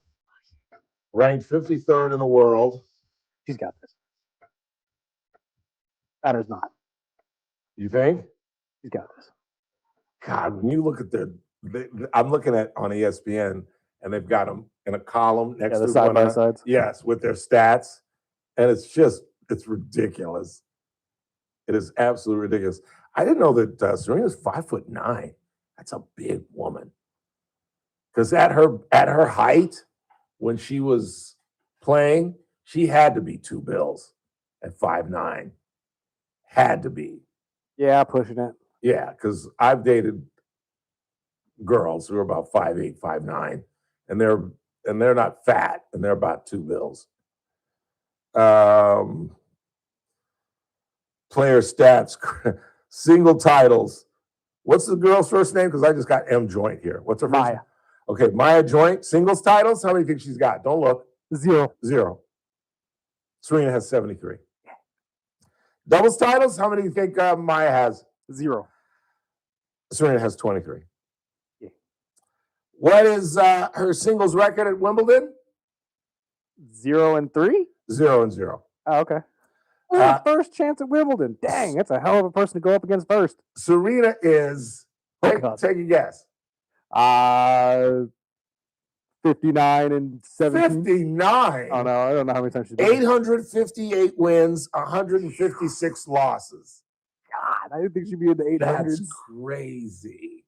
Well, she's the Kareem Abdul-Jabbar. Remember, true. She played for like 15, 16, 17 years.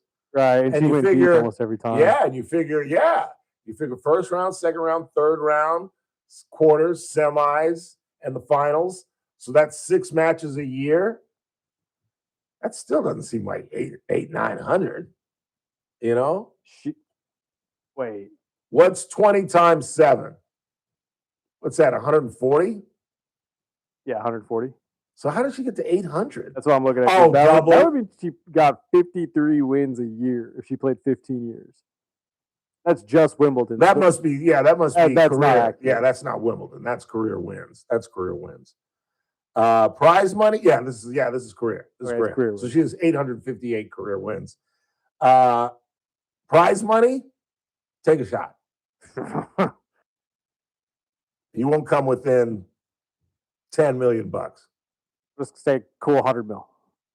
No, it's way under, but no, that's pretty damn close. And you came within 10 million. $94 million this woman earned. That's low for what I was thinking, to be honest. But well, because she's a woman. Yeah. If you ask Rafael Nadal and he had the same stats, it'd be like 1.2 billion. The women just started making the same amount of money as the men at Wimbledon just a couple of years ago. Nadal made 134.9 mil. You see what I'm saying?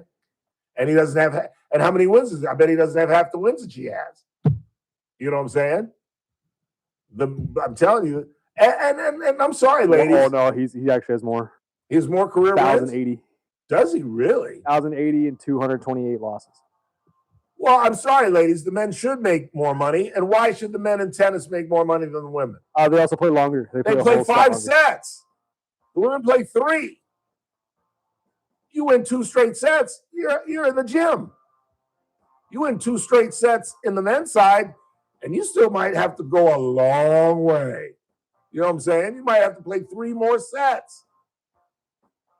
That's going to do it for us. I want to thank Rick Bentley. As I said, Jeet Singh on Monday. But in the meantime, for Chris Burdick, I'm Ralph Bailey. That's what's really going on. Have a great weekend, everybody.